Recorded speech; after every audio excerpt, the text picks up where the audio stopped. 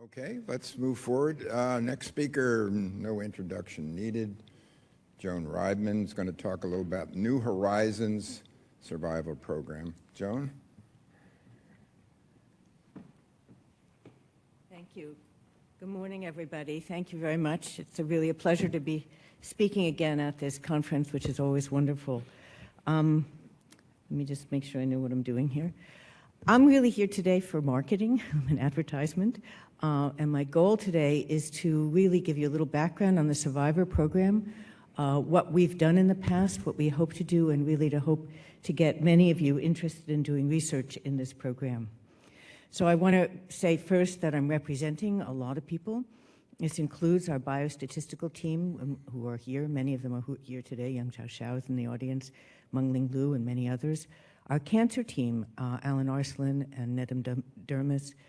Our lung physiology team, which has played a huge role in understanding the health effects in the survivor population. Our data team, which includes gathering the information and making it available for analyses.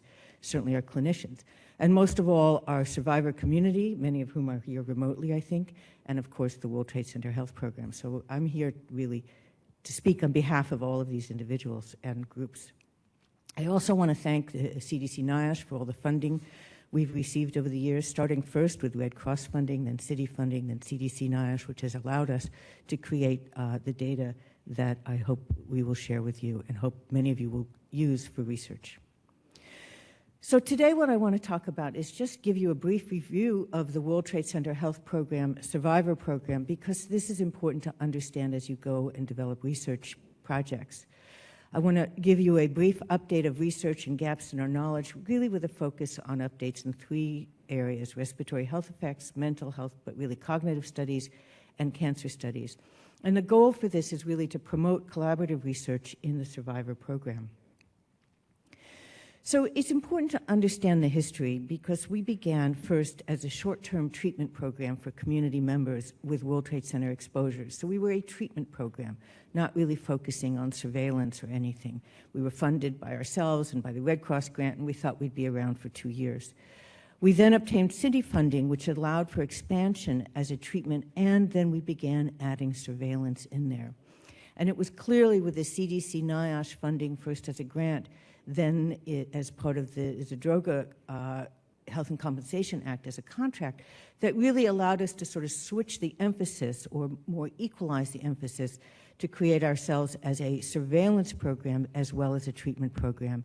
And this is important in terms of understanding our research data and how we've obtained it.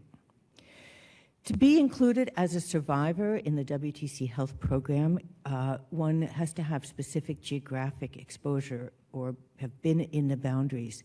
And those boundaries have shifted over time. When we began as a Red Cross Health Impacts Program, we talked to the community and we created a boundary which was 14th Street, river to river.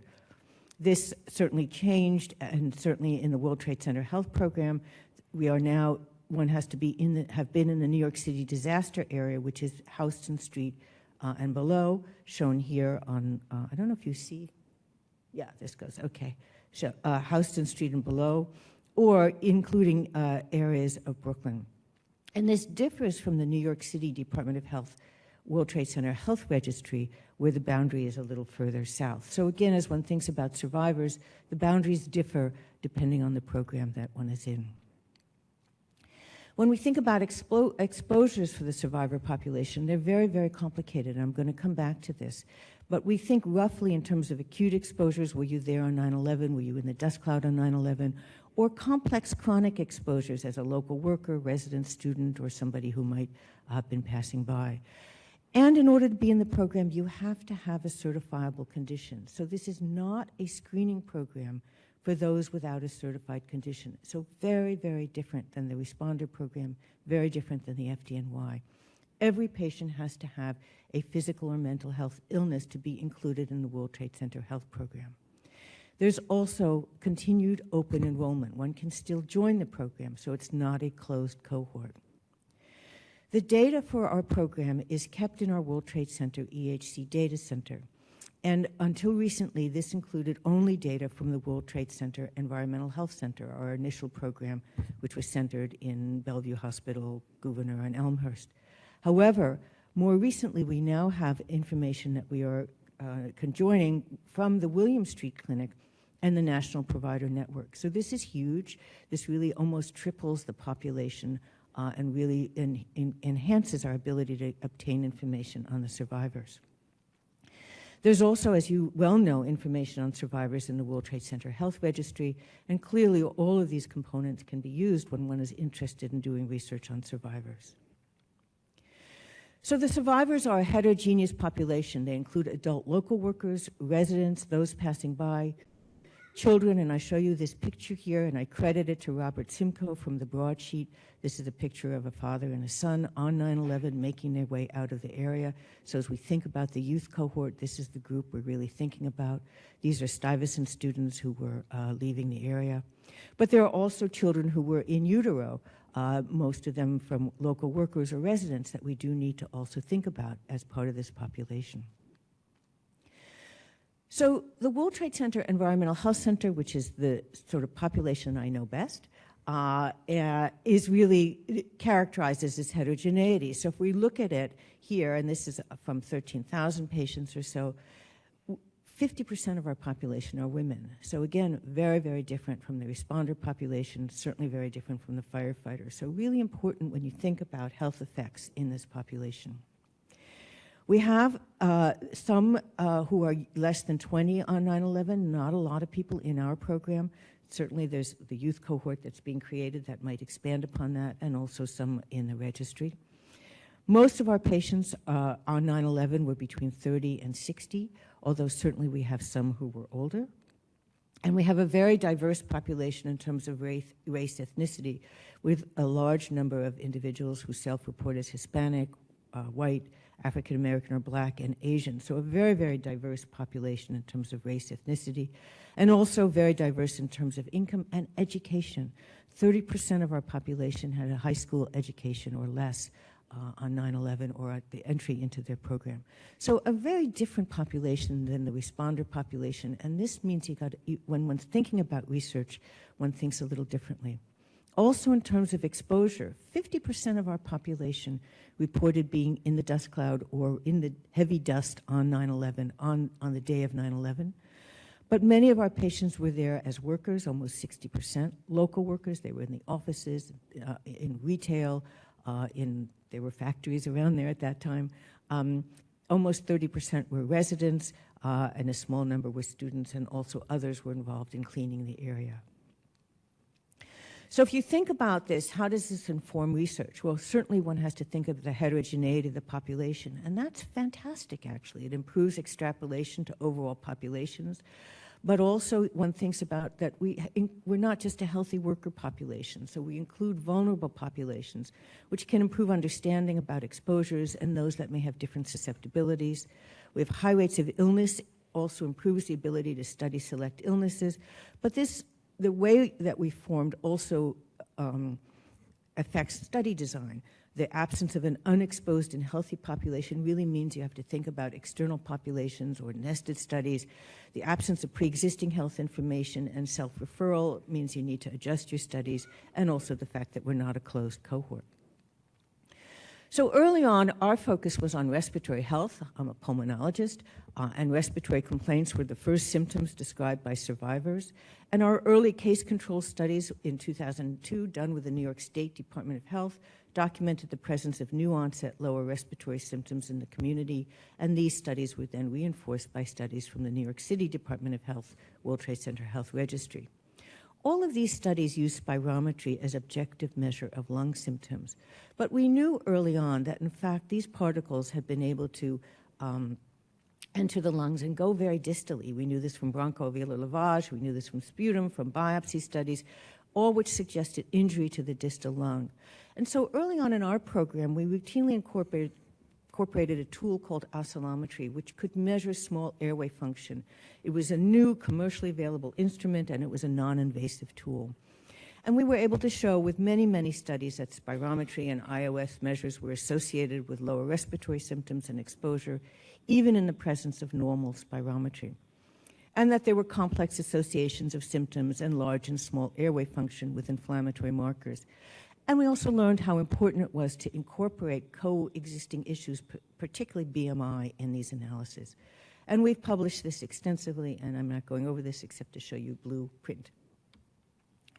However, recent studies reinforced an earlier study done by World Trade Center Health Registry by Carrie Maslow, who actually did principal component analysis to begin to understand the complexity of exposures. And this has now been expanded upon by a study by Yuan Wang and Mengling Liu, which tried to look at heterogeneous exposure patterns in World Trade Center survivors and the entire spectrum of lung function measurements. And this is important because these exposures are very complicated. They're not just acute exposures, but they're chronic exposures. And this becomes important to understand health effects in our population, but also when we start thinking about how do you do future mitigation for other disasters. So they did latent class analysis and limited this to 5 latent exposure groups to understand how did our population look. And they were able to describe sort of a group of local workers with acute and chronic exposures, local residents with acute and chronic exposures, local workers with chronic exposures, and those with unknown acute but high home exposures, and then this mixed patients that have low home exposure. And they published this. But what they then did was say, let's look at these complex exposures and link this to lung function using spirometry and iOS. And I'm not going to go into this in detail, mostly because I always have difficulty understanding it, but I hope that they are able to present this at a future meeting. But what they did was use quantile regression analysis, which looks at lung function across the whole span of lung function, so not just medians or means. And what they were able to show is that they could find signs of airway injury predominantly in small airways that were within specific exposure groups, that the small airway injury was most evident in individuals who had lung function in the normal range. And what I'm pointing out this study is because it highlights the importance of using novel statistical methods that account for diversity in exposures and look at the entire spectrum of lung function. And these findings would not have been detected when using a single exposure or group median or means. And so I think it's very exciting, but begins to raise many other questions. What influences the trajectory of symptoms and lung function over time? What is the role of comorbid conditions, upper airway disease, which I think is really, really important, mental health, BMI, or other inflammatory markers? Are there sex differences in lung function trajectories? What about age of exposure? We know the lung isn't fully developed until age 4 and that children's exposure differs from adults. What's the effect of age of exposure on lung function development and decline? Now, you're going to hear this afternoon a whole slew of information on mental health, so I'm not going to really focus on that. I want to say that we have looked at a lot of mental health, done a fair number of mental health studies in our population, looking and showing high rates of PTSD, positivity, depression, and anxiety, and changes over time. But we've also, like the responder and FDNY, been very interested in cognitive effects in our population. And many of our population reported very early on that they had memory loss. And so we, in fact, incorporated the Montreal Cognitive Assessment Tool, or MoCA, early on in our mental health diagnostic evaluations and have been doing this for years. And our first analysis of this showed, in fact, high rates of abnormal scores on the MoCA in those undergoing mental health diagnostic evaluation. And we were able to show that acute exposure was associated with lower MoCA scores. But importantly, the MoCA score was also associated with age, race, ethnicity, language, education, income level, and the PTSD score. In other words, you have to take into account many other components when looking at our heterogeneous population. And this reinforced the importance of understanding the study of cognitive measures in a complex World Trade Center exposed population. So we have published these, and I put this up again just to show you blue. But what this has led to is a really exciting study that's being led by Yang Xiao, which is to look at cognitive decline, I hope not decline, I hope cognitive gain, among World Trade Center survivors with chronic mental and physical disorders. This is being led by Yang Xiao, but is in collaboration with the NYU Alzheimer's Disease Research Center with Thomas Wisniewski. And that's very, very critical because it allows for control data from the NYU Alzheimer's Disease Research Center and the Disease Neuroimaging Initiative. So that's going to be very helpful in terms of understanding this population in general. And we are actively recruiting. This data are now old. We have actually over 200 patients enrolled so far. So there's a lot of challenges in understanding mental health and cognition in survivors. What are the biomarkers or imaging findings associated with changes in cognition and mental health symptoms? What's the relationship to World Trade Center exposure and inflammation? What's the role for comorbid conditions in cognitive decline? Can we reduce cognitive decline using lifestyle interventions, medications, et cetera? And again, what does the age of exposure mean? We know the brain develops in utero, but it actually develops over 30 years. Does early age of World Trade Center exposure influence cognitive development, cognitive decline, or behavioral health? Finally, the most common cause for enrollment in the survivor program to date are cancers, and almost 40% of the program now have at least one cancer. 50% of these are women, and they have diverse race, ethnicity, et cetera, as we've talked about. The most common certified cancers in the World Trade Center EHC data as of December are cancer in reproductive organs. And in our program, in contrast to the responders and the firefighters, breast cancer is the most common cancer that patients are entering our program with. So because of this interest, we actually created what we call the WTC EHC Pan-Cancer Database. And this now coordinates information between demographic and exposure information. This is taken from our initial health exams and monitoring visits. Adds cancer characteristics, including age at diagnosis, latency from 9/11, histologic type, stage, grade, and even cancer-specific stage grade. And importantly, it includes the clinical location of the biopsy. So this allows for what we call a virtual biobank. And then we are including any available clinical, cancer clinical biomarkers. So this is a wonderful tool, and we have in fact published a lot of descriptive studies on the cancers in our population. But I tell you this again, because again, what we're trying to do is sell you this tool and have you do research with us, and some of you already are. We have, and I highlight one study here, one pilot study done by Alan Arslan and Stephanie Tuminello on genome-wide methylation profiles of World Trade Center breast cancer cases compared with World Trade Center unexposed breast cancer cases. And what they've been able to suggest in this study is an increase in global DNA methylation and hypermethylation in blood. They've identified some of the top differentially methylated genes previously implicated in breast cancer. And gene pathway enrichment analysis has shown upregulation of several immune and cancer-related pathways in those who were World Trade Center exposed compared to unexposed. And they currently have a CDC NIOSH R21 and hopefully will be able to expand on these studies. There are many more challenges in understanding cancers in the survivors. What are the cancer characteristics? Are there unusual biomarkers? Are there epigenetic changes? What does the age of exposure do in terms of the cancer and cancer characteristics? Now that we have data from William Street, or we're getting the data from William Street and the NPM, this will really enhance our ability to help investigate some of these, as we will almost triple our cancer population.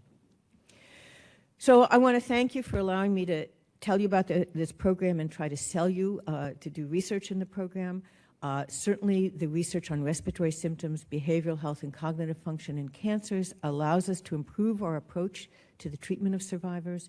The data and expansion of data sources improves our ability to learn from a disaster with implications for World Trade Center and other populations.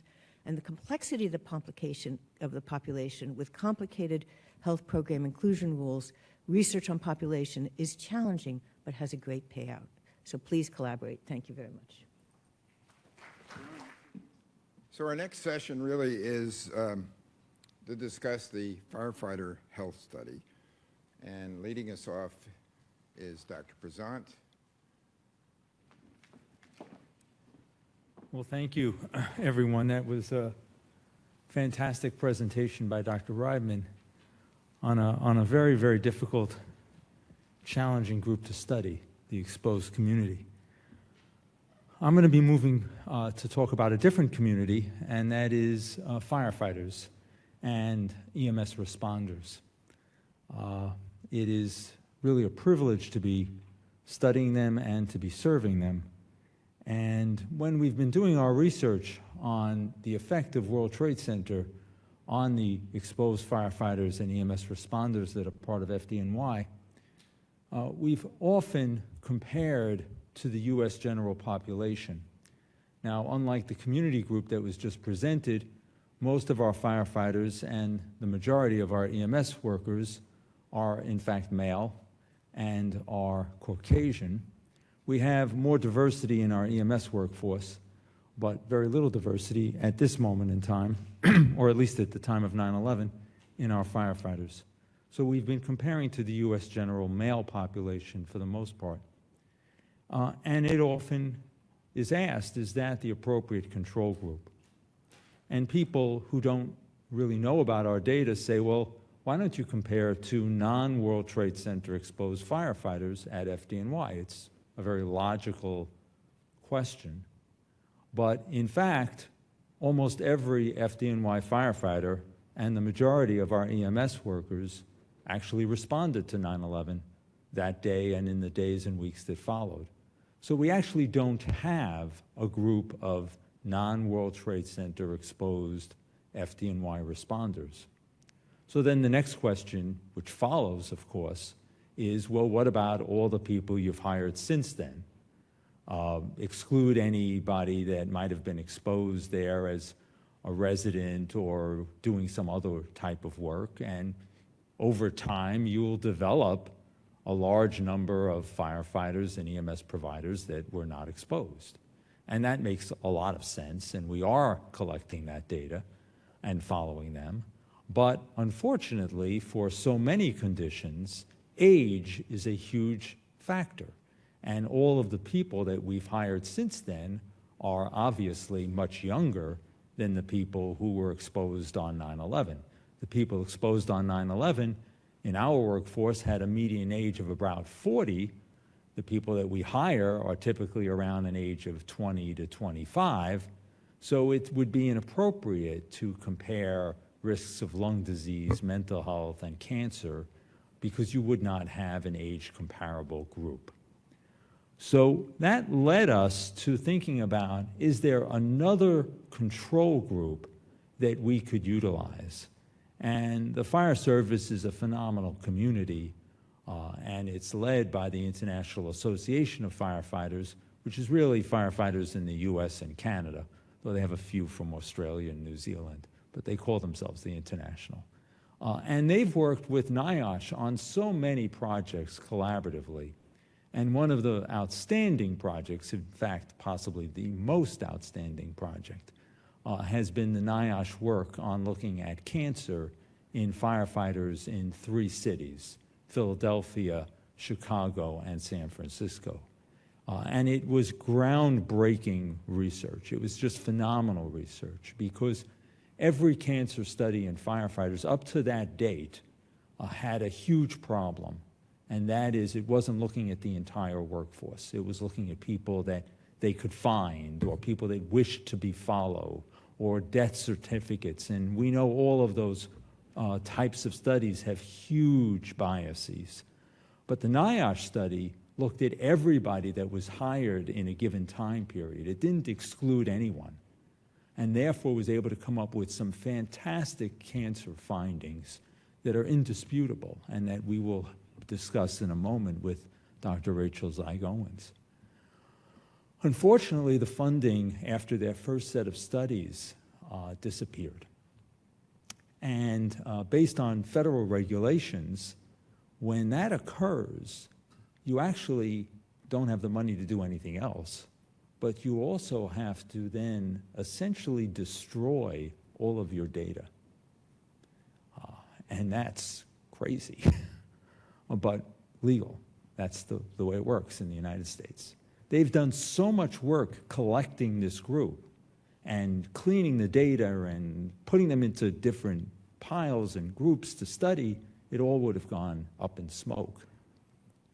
So we came up with an idea about continuing their study and merging it into our study by using World Trade Center funding to continue to study those 3 cities, because they would be the perfect control group for our World Trade Center study.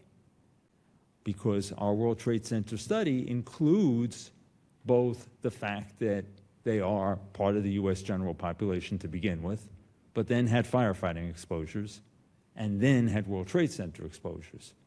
But if we compare to firefighters in these 3 cities, we're able to carve out just the World Trade Center exposure. All right. So this was truly a unique opportunity. We approached NIOSH with this, we approached the 3 cities, and there was unanimous agreement that we should move forward in this. So this is going, and we will present actual studies that we've published to really separate out different issues, whether this is a comparison to the U.S. general population, but when we compare to World Trade Center to non-exposed World Trade Center firefighters in these 3 other cities, we're able to take into account firefighting versus World Trade Center. We're also able to comment on the healthy worker effect. And the healthy worker effect in all of these 4 cities is quite generous. Firefighters definitely, especially when hired, have far better health than the general population. They're required to pass a physical fitness test. They're required to pass a variety of medical tests. Certain diseases are excluded. So there definitely is a healthy worker effect. Now, it decreases over time, but it certainly is there. So we used the NIOSH assembled cohort of 29,992 professional firefighters employed any time between 1950 and 2009 from these 3 cities. Every firefighter employed during that time was captured. No one was excluded from their study. And this included 5,313 from San Francisco, 15,000 plus from Chicago, Philadelphia, nearly 10,000, and they studied and published extensively on cancer and mortality. Dr. Daniels and Dr. Cavalli are really the lead investigators in those studies. And as I said, in 2016, we were able to grab that data and use it as our control group. And we merged this into what we now call the Career Firefighter Health Study, because it reflects more of our goals. Our goals are not just to study cancer and not just to study mortality. Our goals, as I said, were to compare to this group and to establish additional goals by doing a health questionnaire. Our health questionnaires are very similar to the responder health questionnaires and somewhat similar to the community health questionnaires. We've worked on these together, they've evolved together, and ours are web-based and can be done over anyone's computer, no matter where in the world you're located. And if you have a problem with computers, we also had some funding to do some phone-based questionnaires. And by using these questionnaires, we were able to supplement the data that you get from linkage to cancer registries and from the National Death Index. We're able to identify social important issues that have an impact on cancer, such as smoking. And we were also able to look at other diseases, mental health diseases and physical health diseases other than cancer. Now, true, this is all self-reported data in contrast to cancer registries and the National Death Index, but it does give us a great deal of information to be able to compare these groups with. We added the FDNY firefighters to the original NIOSH population. We added 13,833 WTC exposed firefighters, and our future hires since 9/11 of non-World Trade Center exposed, which currently total about 18,500. So when you add all this up together, it's 60,000 firefighters and EMS providers that we are now following. As I said, our primary confirmed data is with the use of state cancer registries. We have linkages to most of the states that these 4 departments either live in or have retired to, and the National Death Index. And then our self-reported data on health characteristics and a huge number of critically important diseases other than just cancer. This is our flow chart. Starts off with those 60,000 firefighters. Actually, it's 61,968. And then certain are excluded if they've died before entering into our study, or if they have a variety of different ineligibilities. What are the challenges in doing this work? It's all been done already, so why don't we just put it together and then publish it? We need funding for about a month. That's it. Well, that was my initial thought, but was somewhat naive. It took nearly 3 years to receive this data from all the cancer registries. New IRB agreements had to be obtained, and thankfully, at the time for our initial publications in this first grant, we only needed one data use agreement, and that was between Philadelphia and us. The other cities, San Francisco and Chicago, were already covered by what NIOSH had done. Unique little difference with Philadelphia, but we were able to overcome that. Philadelphia was very collaborative with us, both labor, management, and legal, but it still took over a year to just complete that data use agreement. During this time, we made certain that we had complete buy-in from labor, management in all 4 cities, and obviously from NIOSH. Our goals were to update the 4-city cohort and to repeat, well, these are our new goals, actually, and that is to continue to do this, all right? But when you looked at our initial studies that we will shortly present to you, everything was up to people hired up to 2009, all right? Well, we know that a lot of people have been hired after 2009. We want to make this more than just a World Trade Center study. We also want to repeat our linkages for both those that we've already studied, hired before 2009, and ultimately for those that have been hired after 2009. We already have updated through 2016 for those hired up to 2009, and we will move those forward to the current date and include everyone hired after 2009. We now need new agreements to achieve that with Chicago, Philadelphia, San Francisco. We already have it with FDNY. And all 4 of these cities have, again, been very collaborative and very interested in moving this forward. And you'll see why once we start presenting some of the interesting data we have momentarily. But in doing this, because I started off saying the firefighters throughout the United States are really a community, this work has been noticed by other fire departments. And we've outreached to some of the biggest fire departments in the country, other than the 4 that we've already been studying, and they've been very, very interested in joining us. So we've been expanding our discussions of inclusion to Boston, to Miami and Miami-Dade County, and to Indianapolis.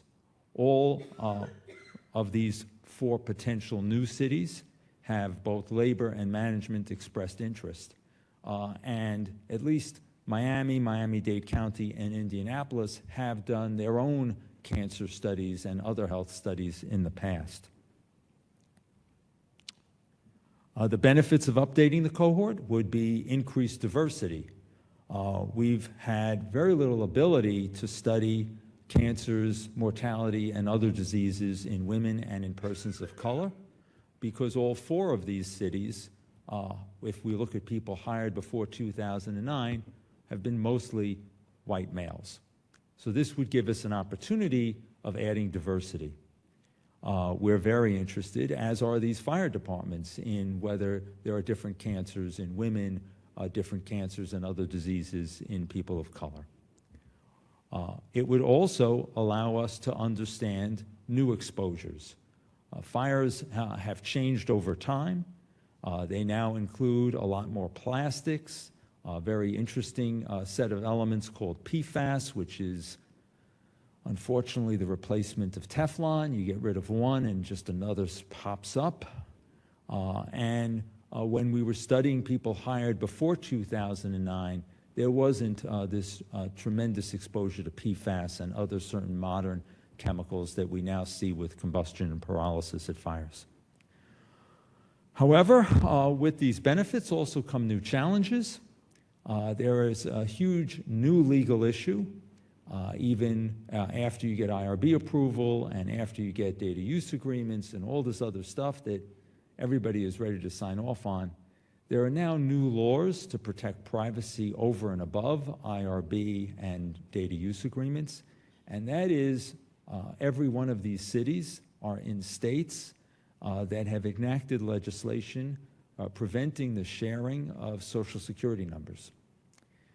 Now, when you're matching to registries, there's many people who look the same by name and even by zip code, right? But you need some additional identifiers, and date of birth and Social Security is it, and there's a lot of challenges in getting that data. We are working through those challenges, and we expect a satisfactory conclusion because everybody is interested in achieving this. It's just how. So with that, I'd like to introduce our next person, and that is Dr. Rachel Zeig-Owens, who will start to present some of our actual data. We actually have some time if there's a question. We're going to take it at the end, but we do have some time. Okay. Everybody's been keeping the time. So are there any questions? A couple for David now. Yes. In the dark zone. The dark zone.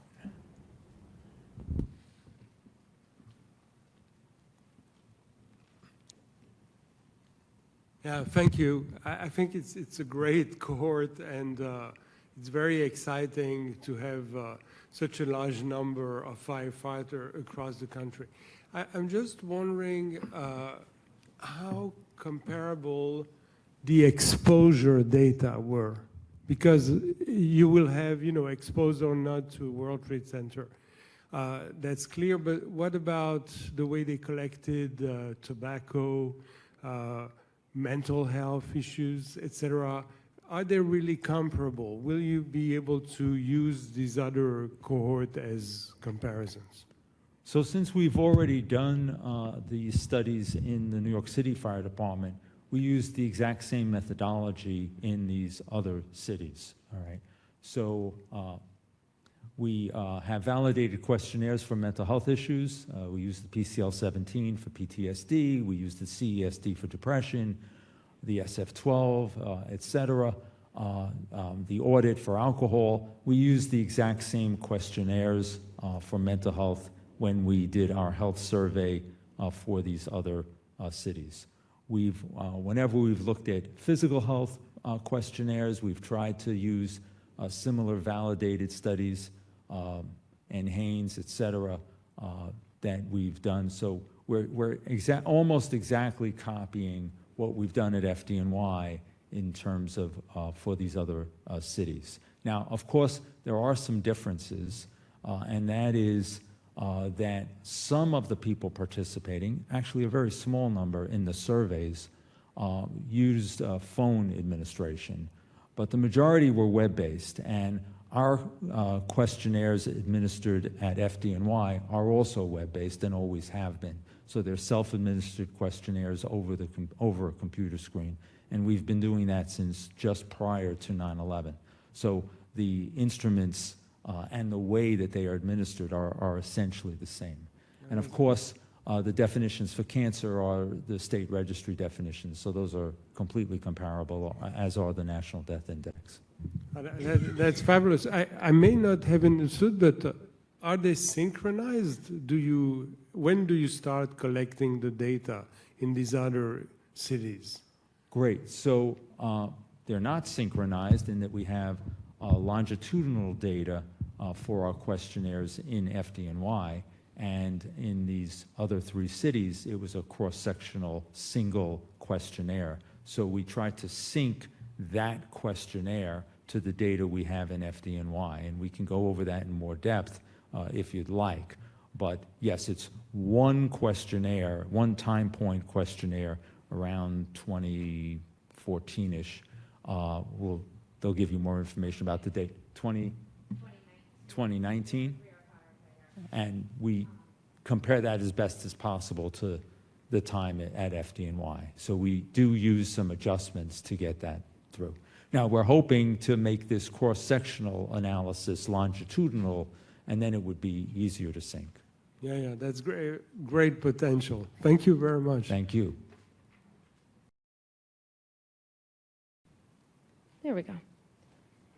So, unfortunately in the book, this is completely just yellow everywhere, so you can't see it, which means if you want to see this table, you can look up Doug Daniels' paper. But I first wanted to show that in 2014, NIOSH did publish on their whole cohort, and they looked at the cancer mortality and cancer incidence, where they found that all cancers, as well as many site-specific cancer rates, were elevated compared with the general population.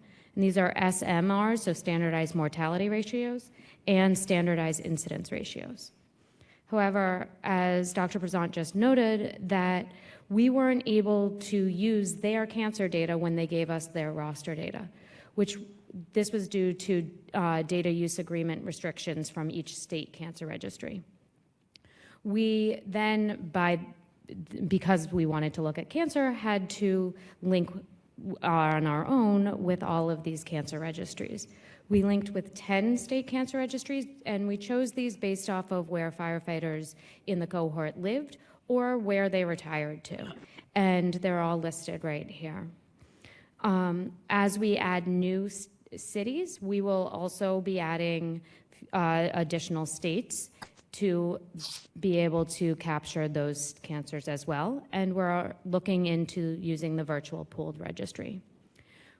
With these linkages, we updated the cancer data through 2016, and we linked with all 29,992 members in the 3 cities.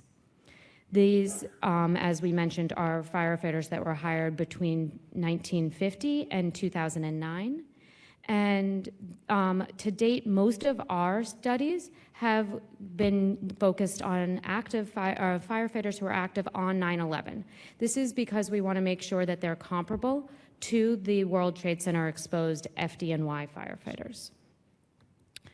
This is the population characteristics of the FDNY firefighters and the non-FDNY, non-exposed firefighters from the Career Firefighter Study. As you can see on the right-hand side, the non-FDNY firefighters are a few years older on 9/11. They're also slightly more ethnically and racially diverse, with instead of nearly 94% non-Hispanic white, they're 69% non-Hispanic white.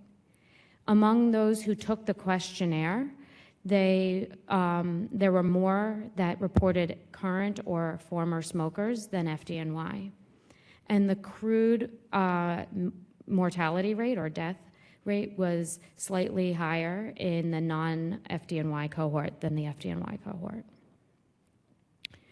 We compared each group to the US cancer rates. And so what we did was we looked at the standardized incidence mortality ratios for FDNY, World Trade Center exposed firefighters, as well as the non-FDNY, non-World Trade Center exposed firefighters. And you can see here that all cancers, prostate cancer, non-Hodgkin lymphoma, melanoma, and thyroid cancers were all elevated in the FDNY World Trade Center exposed firefighters, and also that prostate cancer and melanoma were elevated in the non-FDNY, non-exposed firefighters. Also, the lung cancer was reduced compared with the general population in both firefighter populations. And how does this compare with what was found in the original NIOSH study? We actually found that lung cancer was reduced when they found that it was elevated significantly so compared with the general population. And again, this was going only through 2009 in their study, and ours goes through 2016. So they're not necessarily comparable. And also, similarly, both FDNY and non-FDNY firefighters had elevated rates of melanoma compared with the US population when that was not found to be true in the original NIOSH study. However, if you recall, the original cohort was older because they included people who are not necessarily active on 9/11. And that may also mean that they had different exposures because PPE changed during this course of the time, as well as health behaviors. So the population in the middle and the population in the red box are not comparable. It's a subset in the middle. When we compared the World Trade Center exposed to the non-WTC exposed, we found that all cancers, thyroid cancer, and prostate cancer were all significantly elevated, but there was no difference between the rates of lung cancer and skin melanoma. We also had to conduct a national death index to obtain death date and cause of death. As with the cancer linkages, we couldn't use the data from the original NIOSH study, so this was another undertaking we had to do. And also, as with the cancer studies, we restricted our analyses to those firefighters who were active on 9/11. Both the World Trade Center exposed and non-exposed firefighters had lower than expected all-cause mortality, as well as most of the specific types of cause mortality. However, the one that would be expected is fires in buildings was elevated for both firefighter groups. This differs from a study that was published in 2020 by Lynn Pinkerton on the original NIOSH cohort. This is also potentially because the original cohort was older and had different exposures due to the PPE changes in health behavior. And here you see that the original cohort, even when you extend follow-up to the same time point as ours, had an elevated rate of elevated mortality rate for all cancers, but we did not find that when we look at those who were active on 9/11 in the same non-exposed cohort. When we compare the World Trade Center exposed firefighters to the non-World Trade Center exposed firefighters, we find that all-cause mortality and cause-specific mortality were lower in the WTC exposed firefighters compared with the non-WTC exposed. And here you can see the breakdown of all of the relative rates. So while the World Trade Center exposed firefighters did have a greater incidence of cancer compared with the non-exposed firefighters, their risk of mortality is lower. This could be because of the World Trade Center exposed firefighters receiving receiving care as part of the World Trade Center Health Program. And we're currently funded to investigate this among the World Trade Center responders and that are diagnosed with cancer. This is a grant that we just started working on right now. So that's. Am I supposed to stay up here now? Or is Yeah, okay. we have some time. Keep on moving ahead quickly here. Questions? Robert.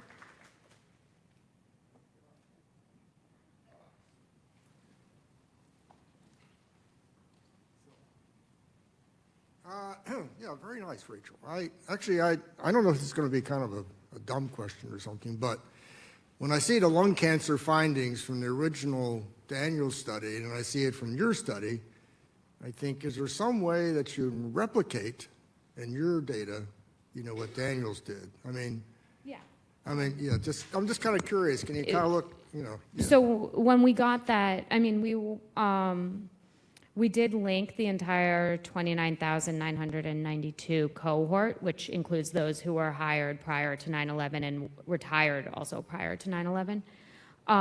We did a gut check per se, and did look at the cancer rates of those who had retired well before 9/11, and they had more lung cancers.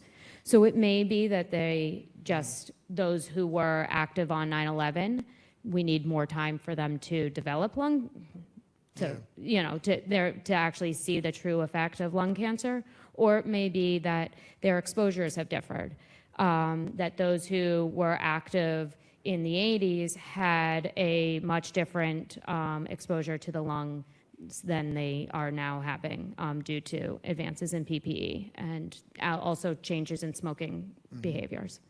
Okay, thank you. Yeah, I think that's really quite interesting, that lung cancer finding. Yeah, thank you. So our last speaker, Alexandra Miller.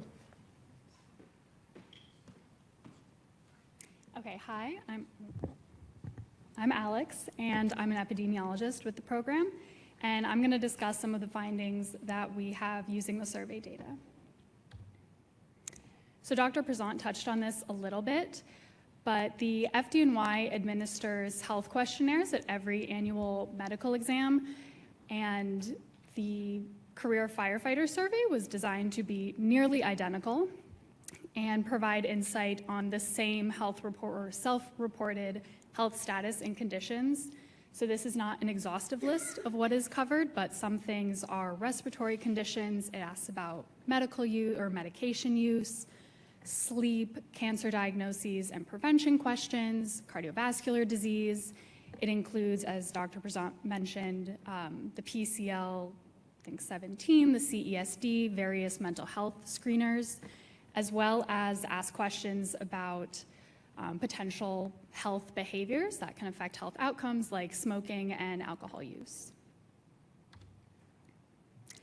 This is sort of an extension of what the flow chart that Dr. Prezant showed. So as of the end of 2016, we had about 14,500 firefighters who were alive and available to take the survey, so they were available for outreach. The individual city breakdown response is there, but overall we had a 34% response rate with just shy of 5,000 firefighters taking the survey. To date, we have done 3 published studies with these survey data. Dr. Maris Weber presented on the first 2, mental health and obstructive airway disease, at a webinar a little while back, so I'm just going to quickly go over those and then spend a little more time on cardiovascular disease, which was just accepted last week. So for mental health, we wanted to evaluate cognitive concerns, PTSD symptoms, and depressive symptoms by fire department. So we used the screening measures and sort of assessed outcomes with those. The FDNY firefighters are all considered our World Trade Center exposed, and the firefighters from the other 3 cities are considered non-exposed. There is a question in the questionnaire that asks if any of them had World Trade Center exposure to declare it, and then they were excluded from all the analyses. The exposed firefighters did report fewer cognitive concerns compared with the other departments. However, as you can see, there was a bit of variability for PTSD and depressive symptoms among the fire departments, so that really limited our ability to kind of draw conclusions between World Trade Center exposure and those outcomes. So that's just illustrated here, and it is worthy to note, though, that across all of the fire departments, older age was associated with reporting more cognitive concerns, but fewer PTSD and depressive symptoms. Then we looked at obstructive airway disease, or OAD, and the objective here was to estimate the association between World Trade Center exposure and OAD in firefighters, as well as including a bit of a general population comparison. The outcomes we looked at, again, this is survey data, so it is all self-reported. The question specifically was, has a physician ever diagnosed you with whatever outcome? We looked at 3 specifically: asthma, COPD, which included COPD, emphysema, or bronchitis, and then any OAD, which is basically a composite variable that included either of the two conditions. So these are the results from that study. This figure is comparing odds ratios of OAD in the exposed firefighters compared with the non-exposed. So as you can see, asthma had 6 times the odds in the exposed firefighters compared with the non-exposed. In COPD, we stratified by smoking status, as that could be an effect modifier, and we found that amongst the never smokers, the odds of COPD were about 5 times greater in the exposed firefighters. For the ever smokers, the odds are about 3 times greater in the exposed firefighters.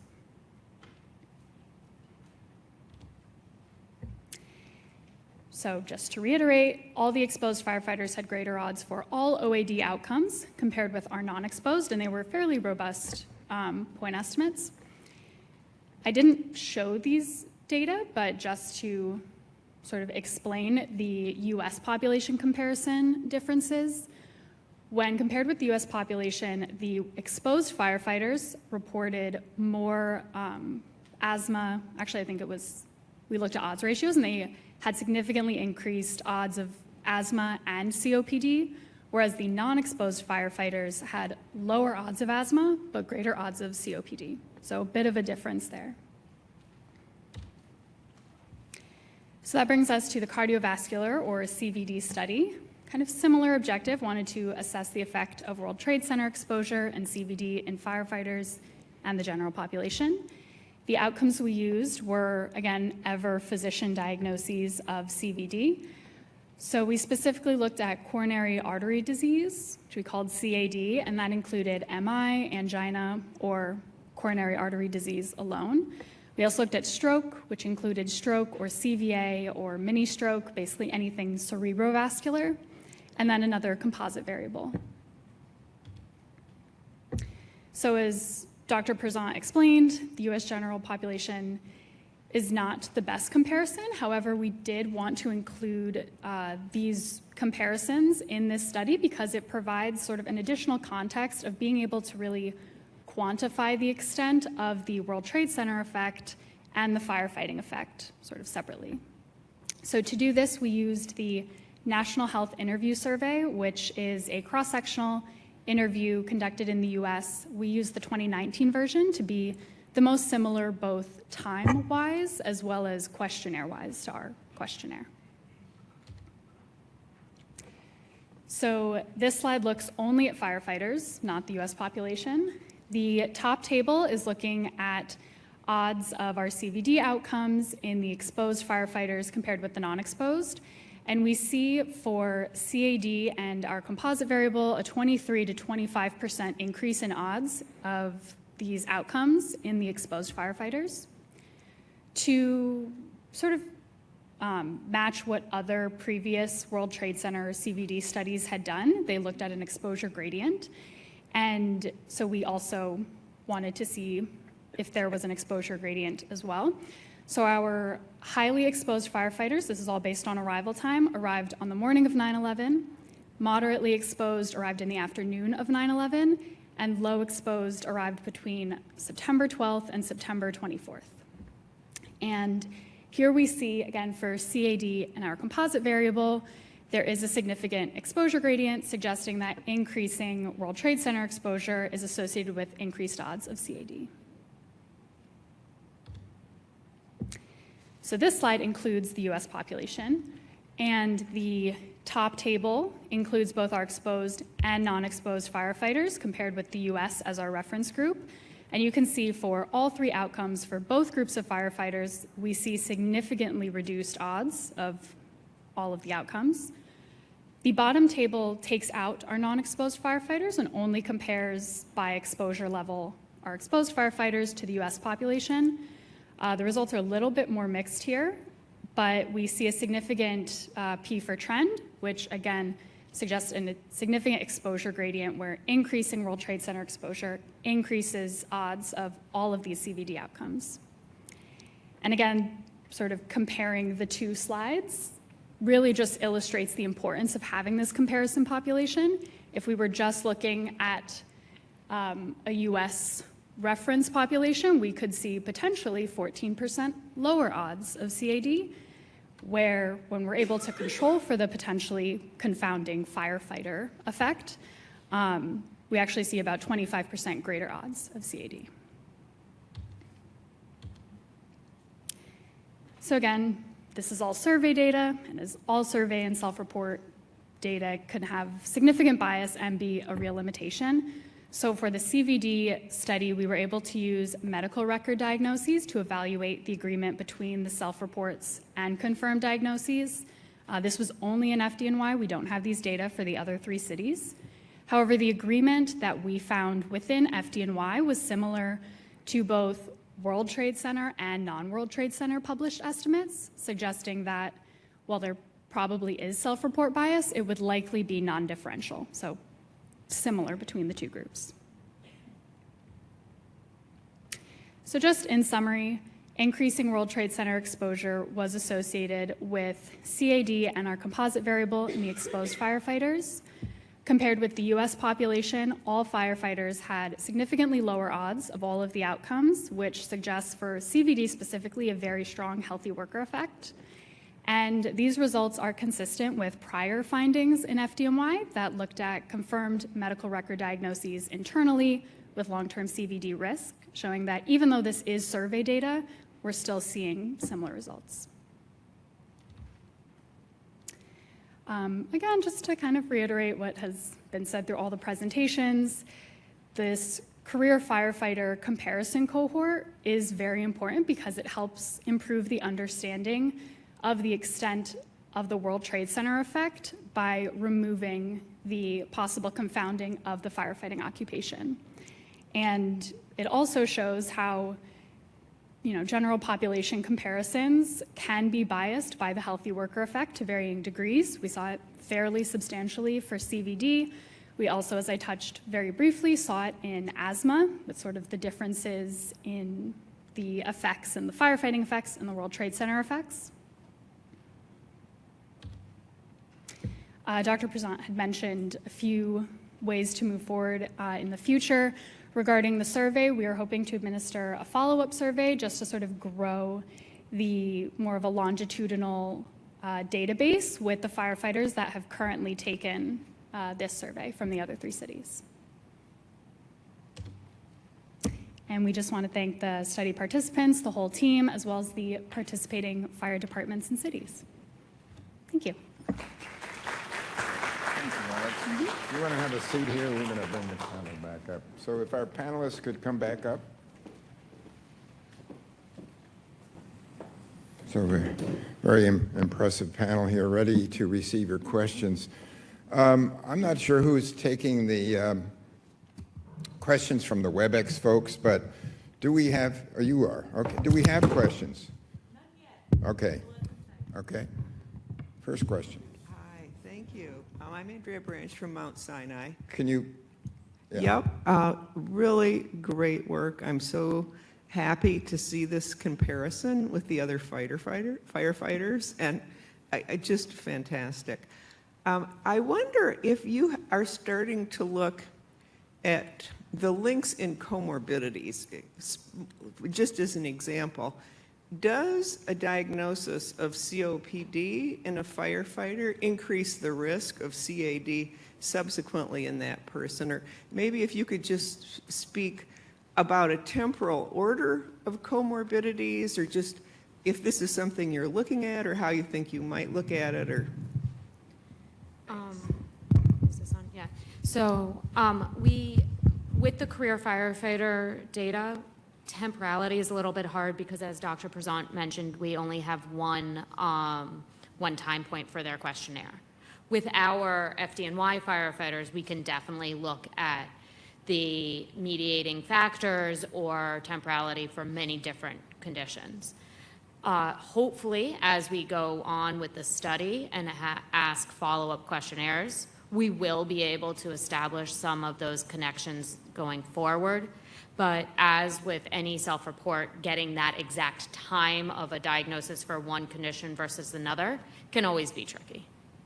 So to what extent do you have access to medical record data so that you can look at it from, For FDNY, we have their medical record. so there you could actually We look could, at, yeah.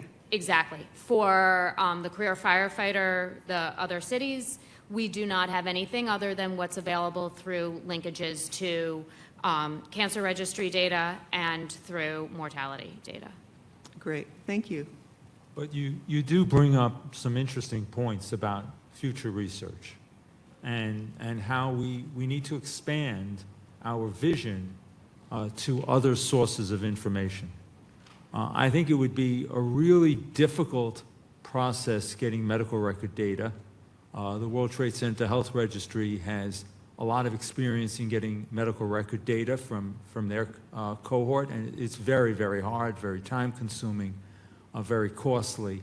There isn't a centralized medical database in each of these cities as there is for FDNY firefighters, so they would not be an easy access. But what about some other things? Blood draws, and nowadays with modern technology, you can do blood spot tests, a spot of blood on a piece of paper, and then send that off. Can give you a lot of extra information, and we're actively looking at trying to figure out how best to utilize those processes. Very, very wise. Thank you. Hi, we have a question from Roman Kotov on WebEx. What effect does monitoring of health conditions in WTC-exposed firefighters have on group differences in diagnoses? Do comparison groups undergo similar surveillance? Well, I think Alex mentioned that our survey instruments are essentially identical between the three cities and FDNY, and that when we looked at FDNY, there was good correlation between self-report and our medical record follow-ups. Not perfect, but good. So I think it's as close as possible. I am going to, though, acknowledge that there is the potential for the fact that our members are being seen at a more annual clip than the general male population, that after retirement, that actually may become, because when a firefighter is active, they are in the health system no matter what city they are in. But once they retire, there is the potential that there could be a disease that's picked up at an earlier time point, which is that lead time bias that we sometimes discuss in our studies. Especially the San Francisco Fire Department has a very active cancer screening program. So while there may be cancers that are picked up earlier, we have analyzed some of that as well, and that is something that may be feeding into some higher rates, but is not always the extent of it all. Tell Roman that we miss him, would you please? Robert? Yeah, so I was thinking about, the question that was just asked about, do you have, like medical data, that from each of the site that you can compare. It occurred to me, of course, that you have, the New York State has the Sparks, and if you were to get some cities in New York State, like Syracuse, Buffalo, Albany, get their firefighters in there, you could look at hospitalization data, and then make that kind of comparison. That'd be kind of a future sort of thing. So anyway, that was just kind of something that struck me. That's a great idea. And we may have that same capacity with Miami and Miami-Dade County. They have something sort of similar to Sparks. So excellent idea. We have actually been looking at the other cities, and in California, there's a similar one as well. Again, they're all going to have a little bit of different kind of administrative hurdles, as well as what data are able to come out of it. So there's pairing of that, but that's a great idea. James? Yes, congratulations on your assembled cohorts. I just was curious, looking at the respiratory condition data, if you've looked at asthma, COPD overlap, and we've looked at it in our group, and so has Dr. De La Hoz in general responder cohort and found an association between exposure and this combined diagnosis of asthma, COPD. So I'm just curious if you looked at that. Yeah, we haven't looked at it yet in the 3 cities, but actually, I believe we were probably the first to publish the combined, what some people call ACOS, asthma, COPD overlap syndrome, and some people don't like that term, I know. But yes, there's a huge overlap in the population of FD&Y, and something we need to take a look at in the other 3 cities. But the other 3 cities, again, we only have self-reported data, so it does limit. Yes. Another question from WebEx from Roberto Lucchini. Apologies for any mispronunciations. Are the different groups of firefighters potentially exposed to similar non-WTC hazards? Another excellent question that we don't know. All right. So we haven't done a study, let alone an exhaustive study, of the various different building materials, the different type of fire exposures that occur. The assumption is that in these 4 cities, that the building and what we'd call the combustion load is similar, but we've not done an analysis of the types of fires, how many fires, differences in building composites. No, where the assumption is everything is similar. Just those data are hard to come by. Doug Daniels published on the comparison cohort exposures to some extent, but for FD&Y, it's also hard to. Some of those data are a little bit more tricky to compare, so that's also what's going on. And there's a lot of counterintuitive stuff about exposures in firefighting. So one would take as a first glance that the bigger the fire, the more exposed you are to whatever it is that's burning. But that's actually not true. All right? There's probably a larger and higher exposure to multiple chemicals of combustion and pyrolysis at a car fire than anywhere else. And the reason for that is because of, number one, every firefighter that responds to a car fire is actually fighting the fire. All right, so there'll only be 2 or 3 units of, depending what city you're in, 3 to 6 firefighters in each unit actually responding to a car fire. They'll all be participating in it. And the second thing about exposure in car fires is that sometimes there's lackadaisical use of self-contained breathing apparatus. All right, sometimes, of course.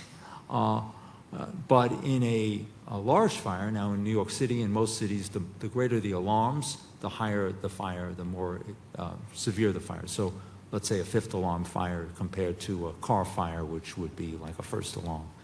A 5th alarm fire in New York City, there's hundreds, if not over 1,000 firefighters that will respond. But many of them are out in the street. They're not in the fire. But of course, they're not wearing their SCBA while they're out in the street. So now it depends on whether they're downwind or upwind, and none of that information is captured. I think, in sort of the same vein, but a little bit different, the differences between the cities that we don't know about firefighting exposure, you see it for different outcomes, specifically mental health.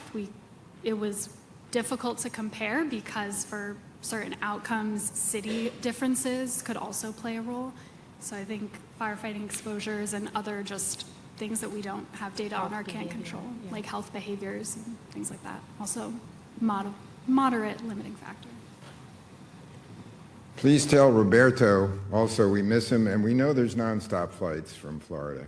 So, you know, he can get on one of those flights. Iris. Yeah, so I also want to say hello to Roberto and tell him I miss him. And I actually wanted to ask the same question, so I'm glad you answered that. But I had another question. Since you were speaking about the cancer program in San Francisco, do you have any information about the other departments? And are they doing the low-dose CAT scans of the lungs as often as David is doing them? And or thyroid and prostate, are we screening more in New York for those things than in other places? So I think it's clear that we're doing more than the other places, with possibly the exception of San Francisco. Philadelphia and certainly Chicago. Chicago's probably doing the least, all right? But interestingly, despite the fact that we are picking up thyroid cancers as incidental findings in our FDNY, we are seeing, issues in the other cities as well, all right? So, yes, we've got some surveillance bias, but when you look at the other 3 cities with far less surveillance bias, we're still seeing some cancers having been increased. Melanoma is one of those. We don't do screening for melanoma in an extensive way at FDNY, and it's elevated. It's also elevated in the other cities as well. That may be due actually to exposures that they are getting through at the fires or through some other way. So I think it just suggests that the other departments should be screening for those things a little more aggressively. And as a result of your great work, I think if you're a firefighter, you deserve this kind of surveillance, whether you were at World Trade or not. Well, I think firefighters deserve it, and I think we all deserve it. Yeah, absolutely. What firefighters can do is they can be a sort of sample population that shows the strength of excellent health care and what it could be for the entire population. But even amongst the firefighters in all 4 cities, there's differential use of these services. So as we go further, we may be able to delve further into this. Thank you, Iris. Yes, go ahead. Yeah, about the cardiovascular data. I think it's the first time that people show that, those exposed to 9/11 have a higher risk of cardiovascular disease. Because in World Trade Center Heart, we showed it, but it was a differential between those who had PTSD and not PTSD. So PTSD increased risk of heart attacks. But now you're showing it in comparison to people non-exposed. And cardiovascular disease is not yet a World Trade Center related disease. So what does it tell us about the need to cover it as part of the other diseases that were a direct consequence of the exposure in New York City? So we had published a study just in FDNY looking at medical records, and we did not find that PTSD was a factor in predicting cardiovascular disease, and we found a significant elevation of cardiovascular disease. I know in your study... Internal analyses. Yeah, in internal analyses. I know in your study you did find that. I believe the registry also found some issue between PTSD and CVD. But I think there's a large amount of literature looking at your study, the World Trade Center studies, our studies, World Trade Center registry studies, our studies, that both in community and in responders, there's an increase in cardiovascular disease. I think despite the number of studies done, there's of course a limitation, and it's really hard to control for the aging effect and the fact that cardiovascular disease is so prevalent in the general U.S. population. We've submitted a petition to NIOSH to consider the addition of cardiovascular disease, citing all of these studies. And when I say we, I mean all of the clinical center directors throughout the World Trade Center Health Program signed off on this petition. We followed the requirements that NIOSH recently published for how to do a petition and and what information to include. We think we've presented an excellent petition, but the counter opinion will always be that Cardiovascular disease is a huge problem in the U.S. general population as they age. So we'll look forward to seeing how NIOSH reviews that petition. But the petition had those recent data we just showed today. Because No. this is the difference. I'm not talking about PTSD. The difference is that you're supposed to have isolated the 9/11 effect on cardiovascular disease, which is different from anything We else will, before. yeah, the petition had all the studies with the exception of the one that Alex just presented, and we will be sending an addendum to that petition to NIOSH. Great. Thank you. Additional questions? We are running way ahead, so Dan, Robert.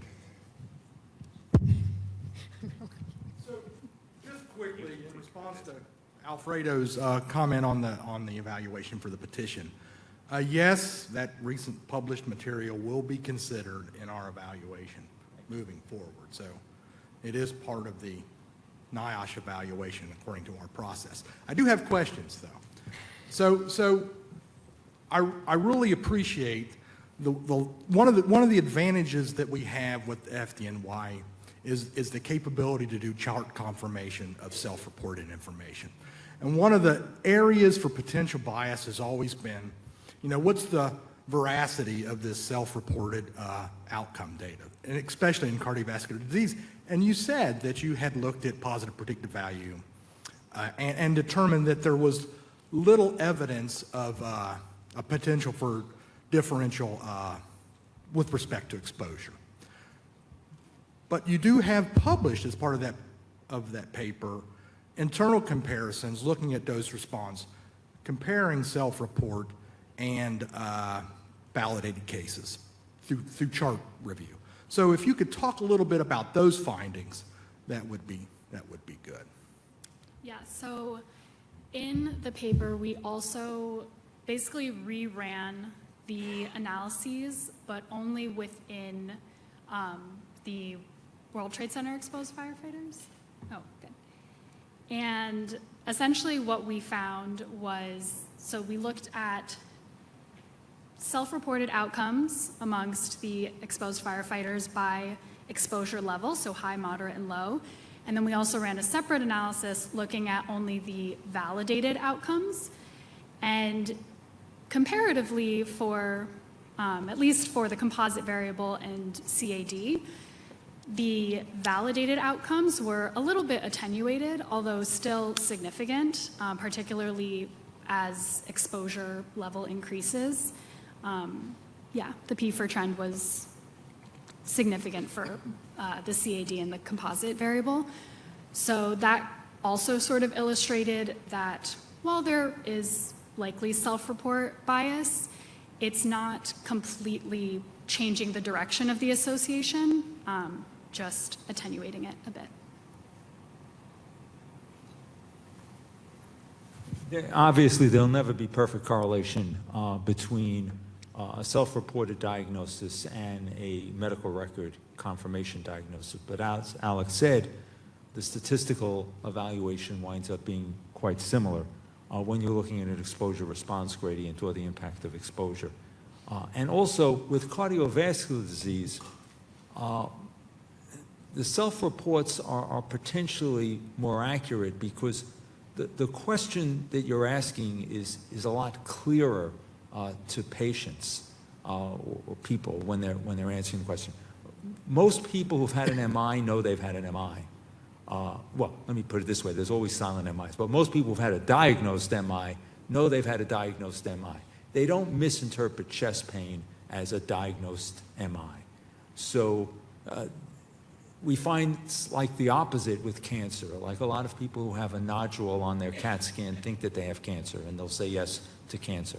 But you don't tend to see that with cardiovascular disease.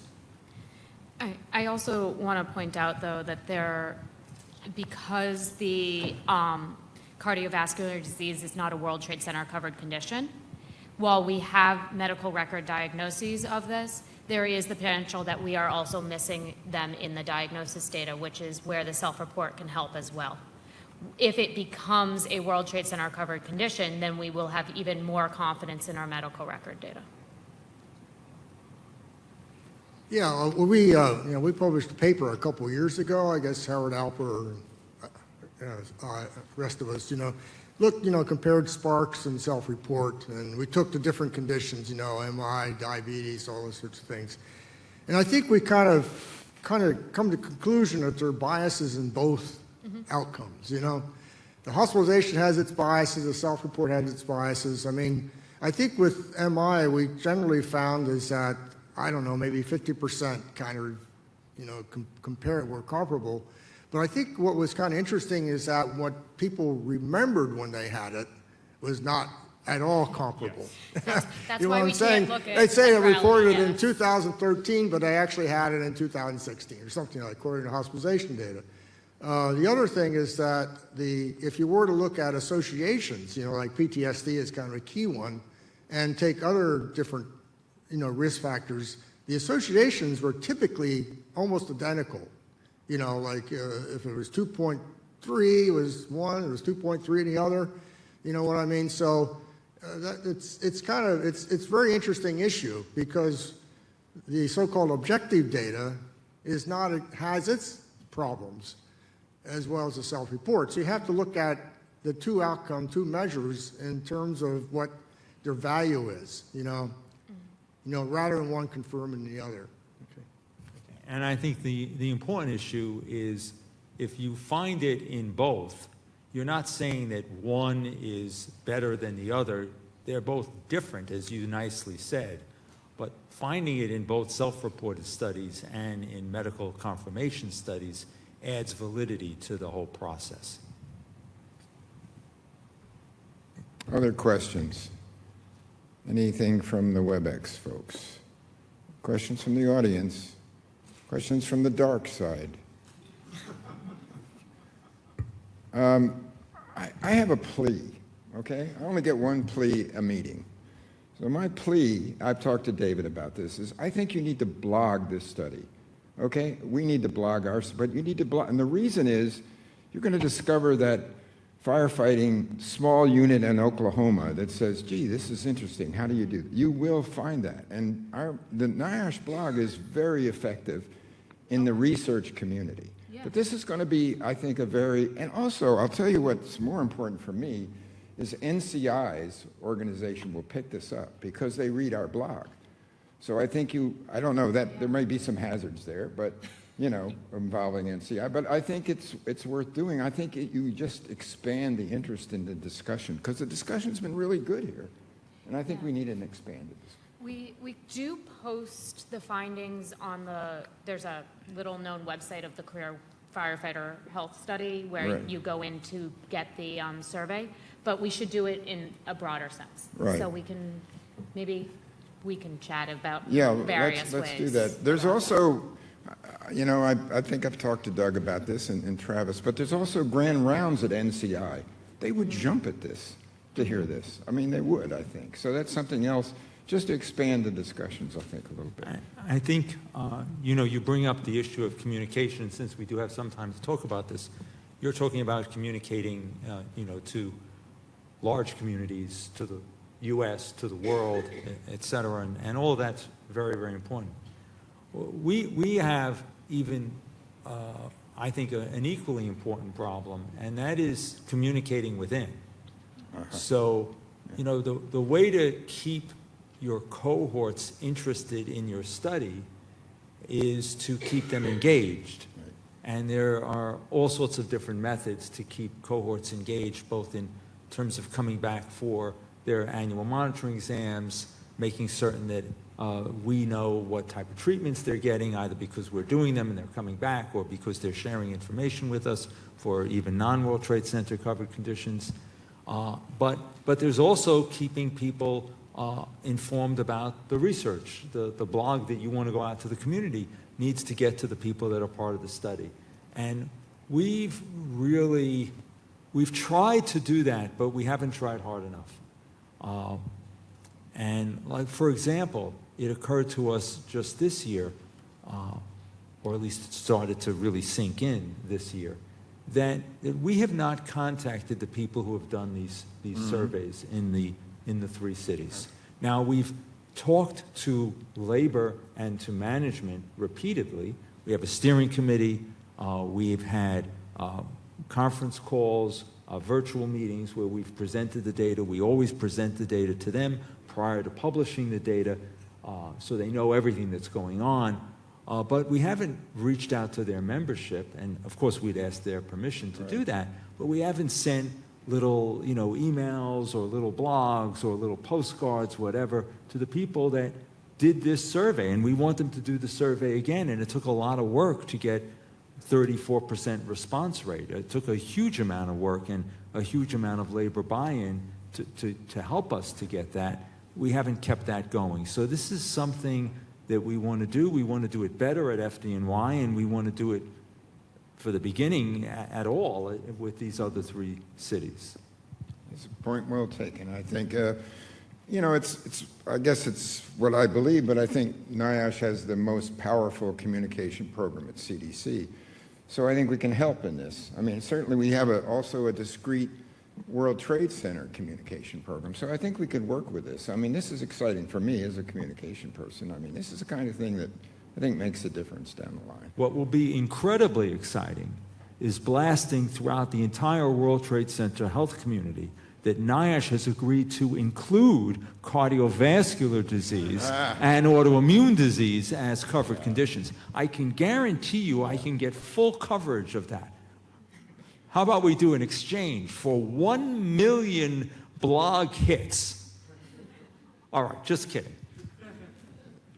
It's always a commercial with David. It's always, you just have to wait for that commercial. But last chance, any questions for this distinguished panel before we break for lunch? We're really early. We're about a half hour early. Maybe we should come back somewhere, I guess we're supposed to come back at 1. Maybe we can come back at 12:30, if that's agreeable with everyone. So any other questions? Any WebEx?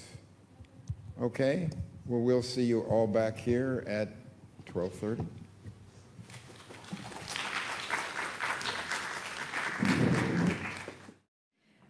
Welcome back. Thanks for coming back a little early. And I know it's rough because you eat and then you come in here, there's some nice music playing, we turn down the lights and the seats are so comfortable, but we have some very exciting research. So we know that you will be able to keep your attention. Let's see. Okay, so we have 4 presentations, which will be followed by questions and an open discussion. We're going to hold off on all questions to the very end. So if there are things that pique your interest, please remember them, and we will talk about all of them at the very end. We're going to start off today with 2 talks on post-trauma symptoms and social support.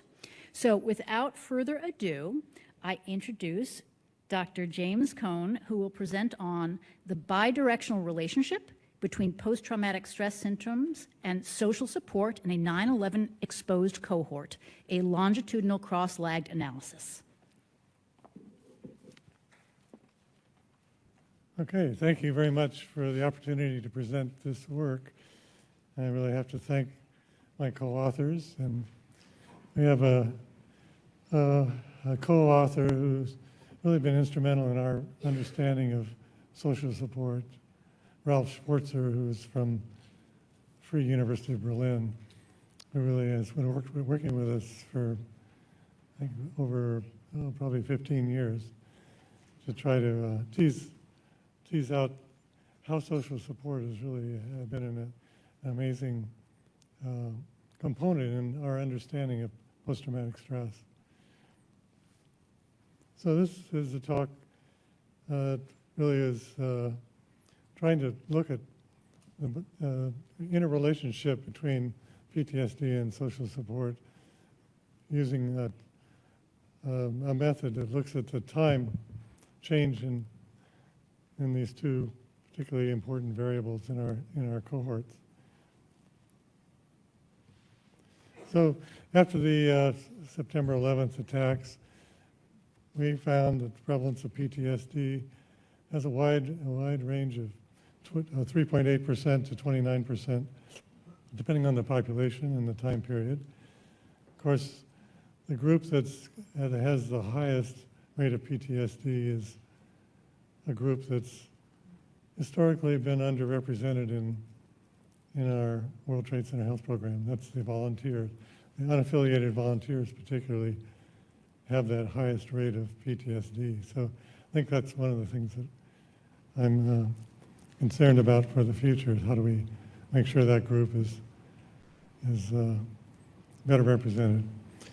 There's a lot of literature that's trying to look at social support as another aspect to try to see why certain groups have maybe higher rates of PTSD. But this paper has been published. It was published in last year's International Journal of Environmental Research and Public Health. PTSD and social support studies have been somewhat conflicting. It's not at all one way that we've understood that. We've tried to look at then in more detail the time-varying relationship between PTSD at one point and social support at a second time point, and vice versa. Our goal is to see if there's what we call a cross-lagged effect between PTSD and social support after we control for prior levels of each of the variables. And we divided social support into two aspects. There's emotional support and there's tangible support, which emotional support is if there's somebody in your life who has been verbally or non-verbally supporting you, offering you care and support. Well, tangible support is actually somebody who gives you concrete, direct assistance, goes with you to the doctor's office, visits you in the hospital. So that's a more kind of tangible support. We tried to look at both of those aspects. So what is cross-lagged structural equation modeling? Well, it's a type of discrete time structural equation model used to analyze panel data, such as we have in the registry, looking at which two or more variables are repeatedly measured, more than one time point, and it also aims to estimate the directional effect of these two variables, one variable on another, at different points in time. So it's kind of a unique way of trying to tease apart, again, these complex relationships. We used a Langone package in R, which is a structural equation modeling package. And we did look at subgroups within the registry, rescue recovery workers and community members, by the type of perceived social support, whether it was emotional support or tangible support. Our population comes, of course, from the World Trade Center Health Registry, which is 71,426 directly exposed enrollees. Of these, we studied the 27,959 who actually participated in our 3 surveys, Wave 2 to Wave 4, and we excluded those who didn't have complete data on either social support, PCL, or post-traumatic stress, and those who had pre-9/11 diagnosed PTSD. Those who participated in the 3 follow-up surveys were more likely to be male, non-Latino, white, and have higher educational attainment, but they were also slightly older and had lower mean PCL scores than the non-participants. So the results, as you can see, that if you follow the line from PCL, you can see that the PCL at one time point was highly correlated with the PCL at the following time point. You have regression coefficients in a range of 0.8 to 0.9. Then the next step is to look at how does PCL at, for example, Wave 2 associate with social support at Wave 3. And then in the other direction, how does social support at Wave 3 relate to the PCL at wave 4. So if you follow these are regression coefficients. You can see that just looking at the first PCL at wave 2 and looking at social support at wave 3, you can see there's a negative correlation. In other words, those with higher PCLs at scores for PTSD were associated with lower subsequent social support, while those with greater social support had an association with subsequent lower PCL scores at wave 4. So this is a complex relationship, and I think we're trying to understand, again, is there an intervention that could be done to try to impact the main issue of our population that still has PTSD. And social support is a candidate for that type of intervention if we have a way of increasing the social support. We then broke this down into emotional and tangible support. Is there a difference in those relationships? On the right, we see that this is tangible support, and you see that the amount of the correlation or the association between PCL at wave 2 and tangible support at wave 3 is actually higher or in a more negative direction in those with emotional support compared to tangible support. And similarly, the effects of emotional support at wave 3 is a bit stronger for those with emotional support versus tangible support. So you can see these illustrated here.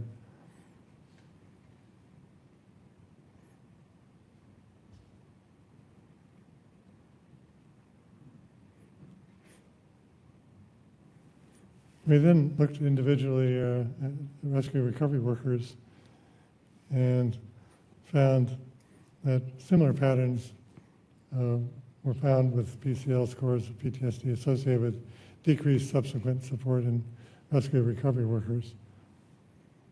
But there was no statistically significant association between wave 3 reported support and wave 4 PCL scores, PTSD.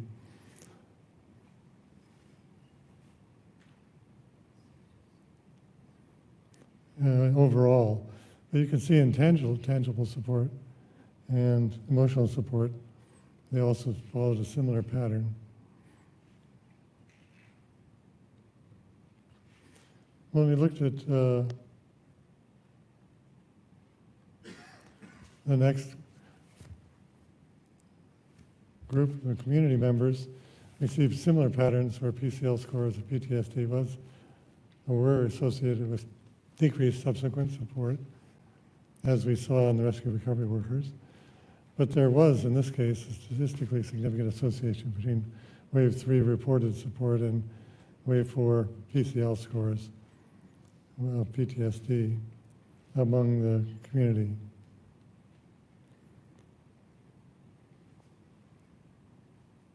That was significant at breaking it down overall and emotional versus tangible support.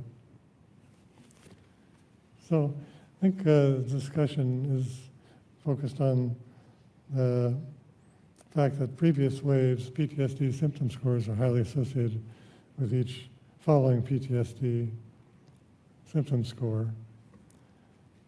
We also see a similar pattern with social support. They were correlated. In each wave, social support was highly correlated with the following wave. There was an increase in PTSD symptom score with people with subsequent lower social support.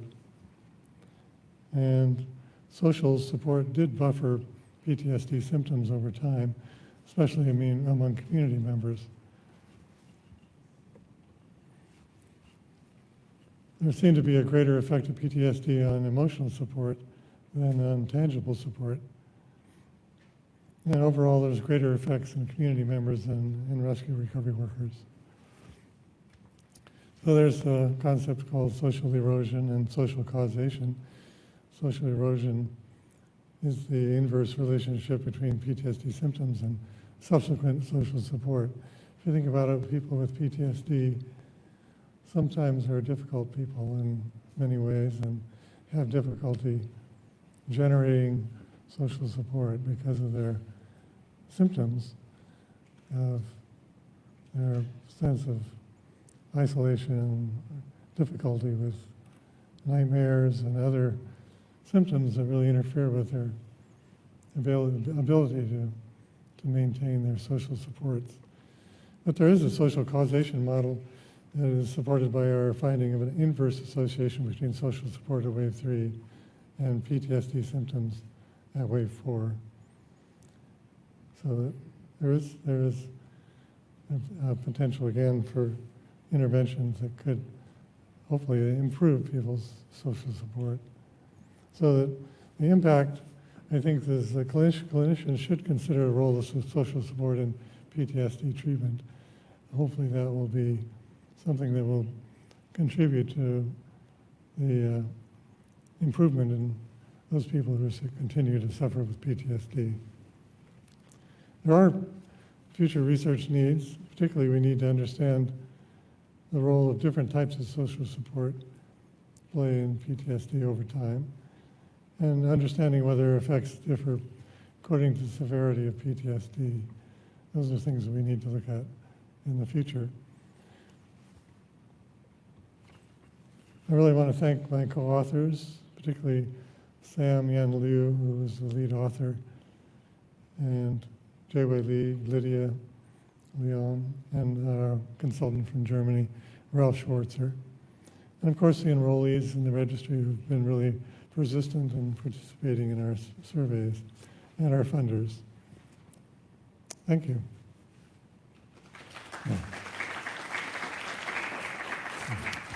Hi.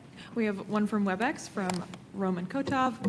He was asking, do the diagrams show standardized coefficients? The effect of the wave 2 PCL on wave 3 social support is surprisingly low considering that this path is not controlled for anything. What size of the effect were you expecting based on the literature?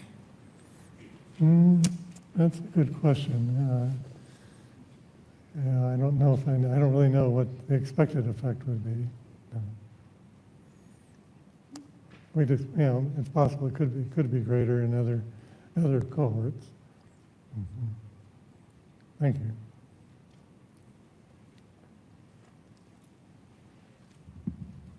Excellent. Very interesting work. I'm wondering whether you look at whether there is any dose response effect. You found a larger effect among emotional support than tangible support. Did you look at, potentially, maybe the some kind of dose response or magnitude, quantify things? So you're asking about the magnitude of the support, of the social support. Those emotional support, is emotional support more frequent, more, there was a higher dose than the tangible or something? Or is that information in your questionnaire? Yes, that is. Yeah, we did ask separate questions that were then summed into a sub-score.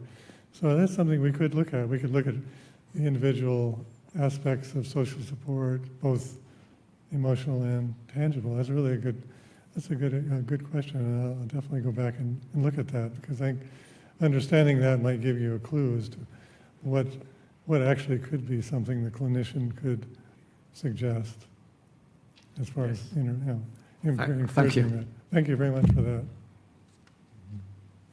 I have a question. I was wondering, any thoughts about the difference between survivors and responders between waves 3 and 4? I think we saw that there was similar direction of the effect, but the amount of the effect seemed to be more in the community.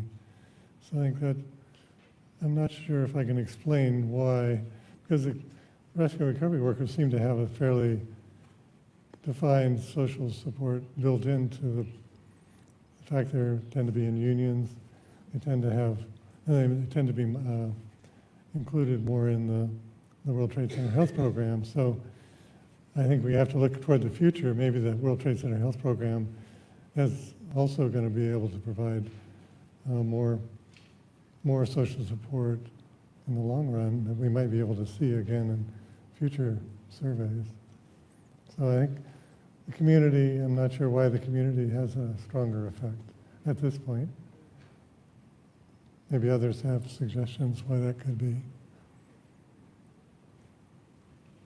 Maybe the fact that the community is still tending to live maybe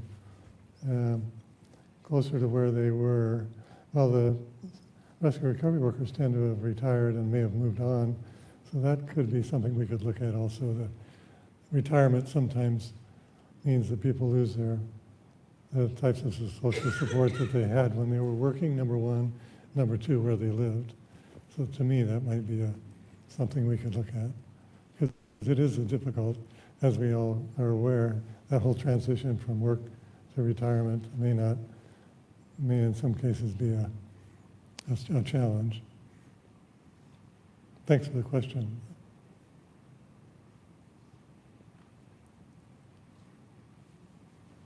Okay, thank you very much.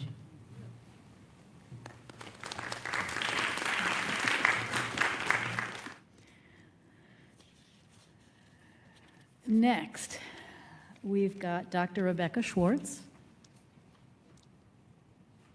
and Dr. Theodoros Zanos, who will present on transcutaneous auricular vagus nerve stimulation to reduce post-traumatic stress disorder symptoms in World Trade Center responders.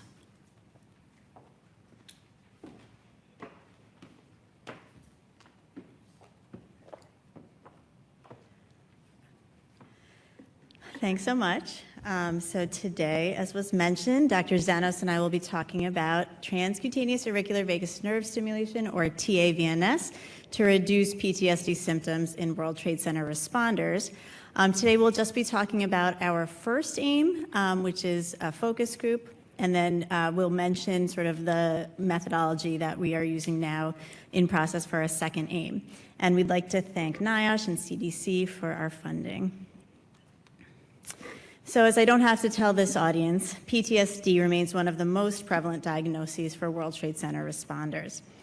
However, while there's a number of evidence-based treatments that are excellent and really found to work well, such as prolonged exposure therapy, cognitive processing therapy, there are often high dropout rates, both in clinical settings and in research settings. And this is in part that's due to many things, but one of which is that these therapies, particularly prolonged exposure, really requires that the client is really engaging with their trauma. That's something that's often very hard to do.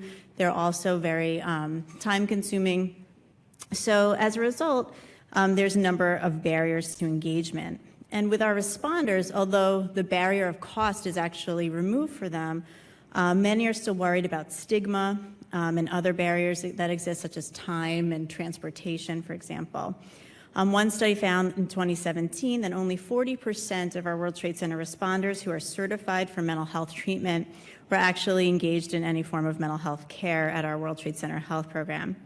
So there is a need to develop novel approaches that perhaps could augment existing evidence-based treatments, or could at least reduce PTSD symptoms potentially to the point where maybe somebody would be more likely to then engage in an evidence-based treatment. So now I'll turn over to Dr. Zanos to discuss one potential approach, which is TAVNS. Thank you, Rebecca.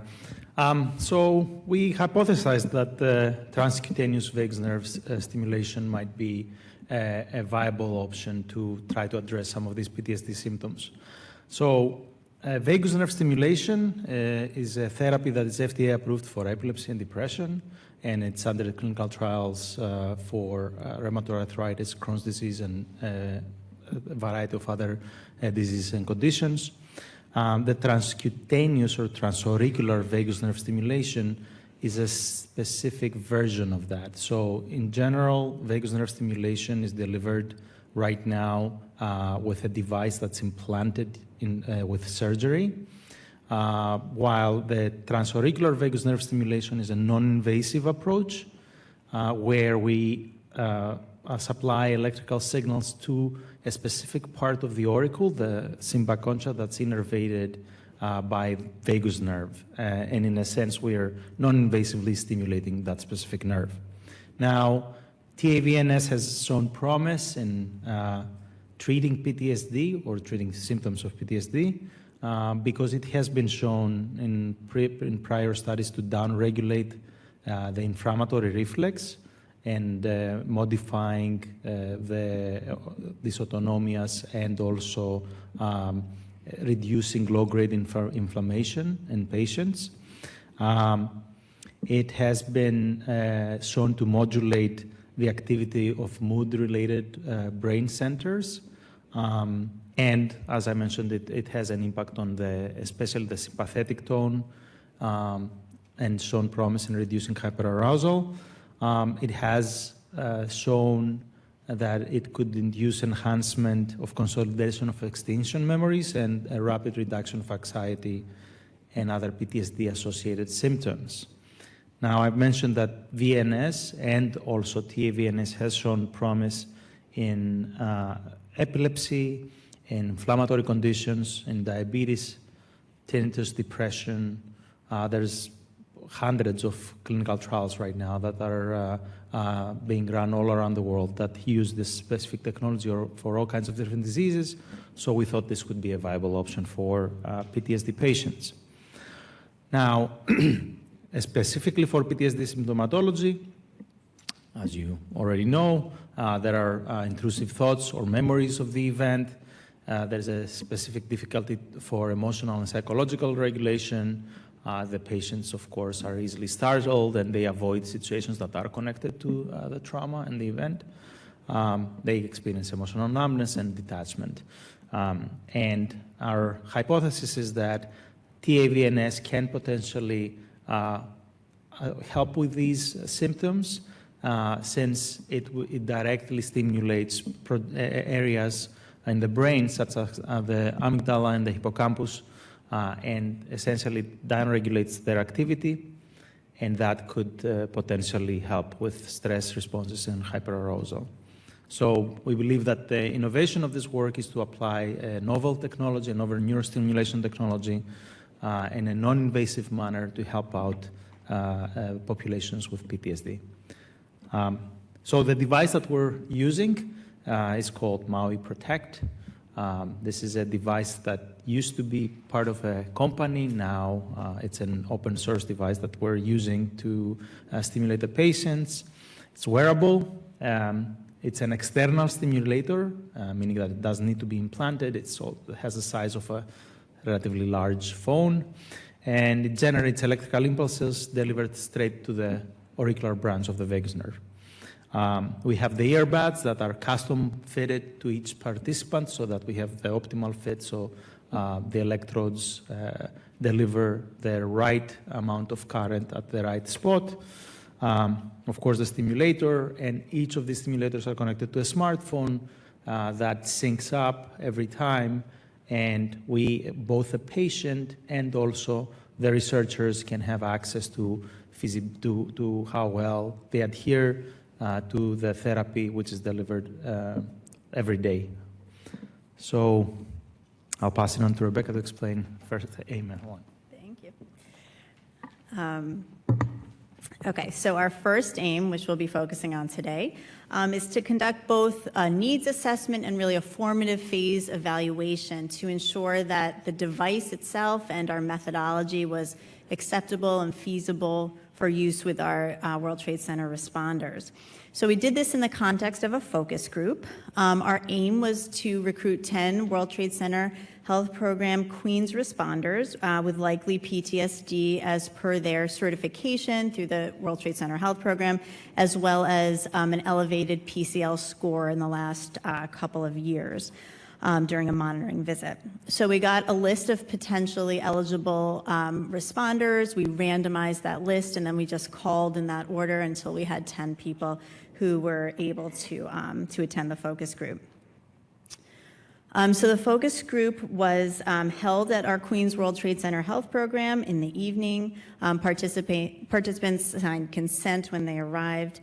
We used a semi-structured interview guide that was really informed by a number of different experts in the area based on our study aims. We had a main facilitator as well as a co-facilitator and a note taker. So some of the sample questions for the first part, which was really to just understand their thoughts about the mental health needs and sort of access to care and utilization, were questions such as, can you please describe what you see as World Trade Center responders' greatest needs as they relate to mental health?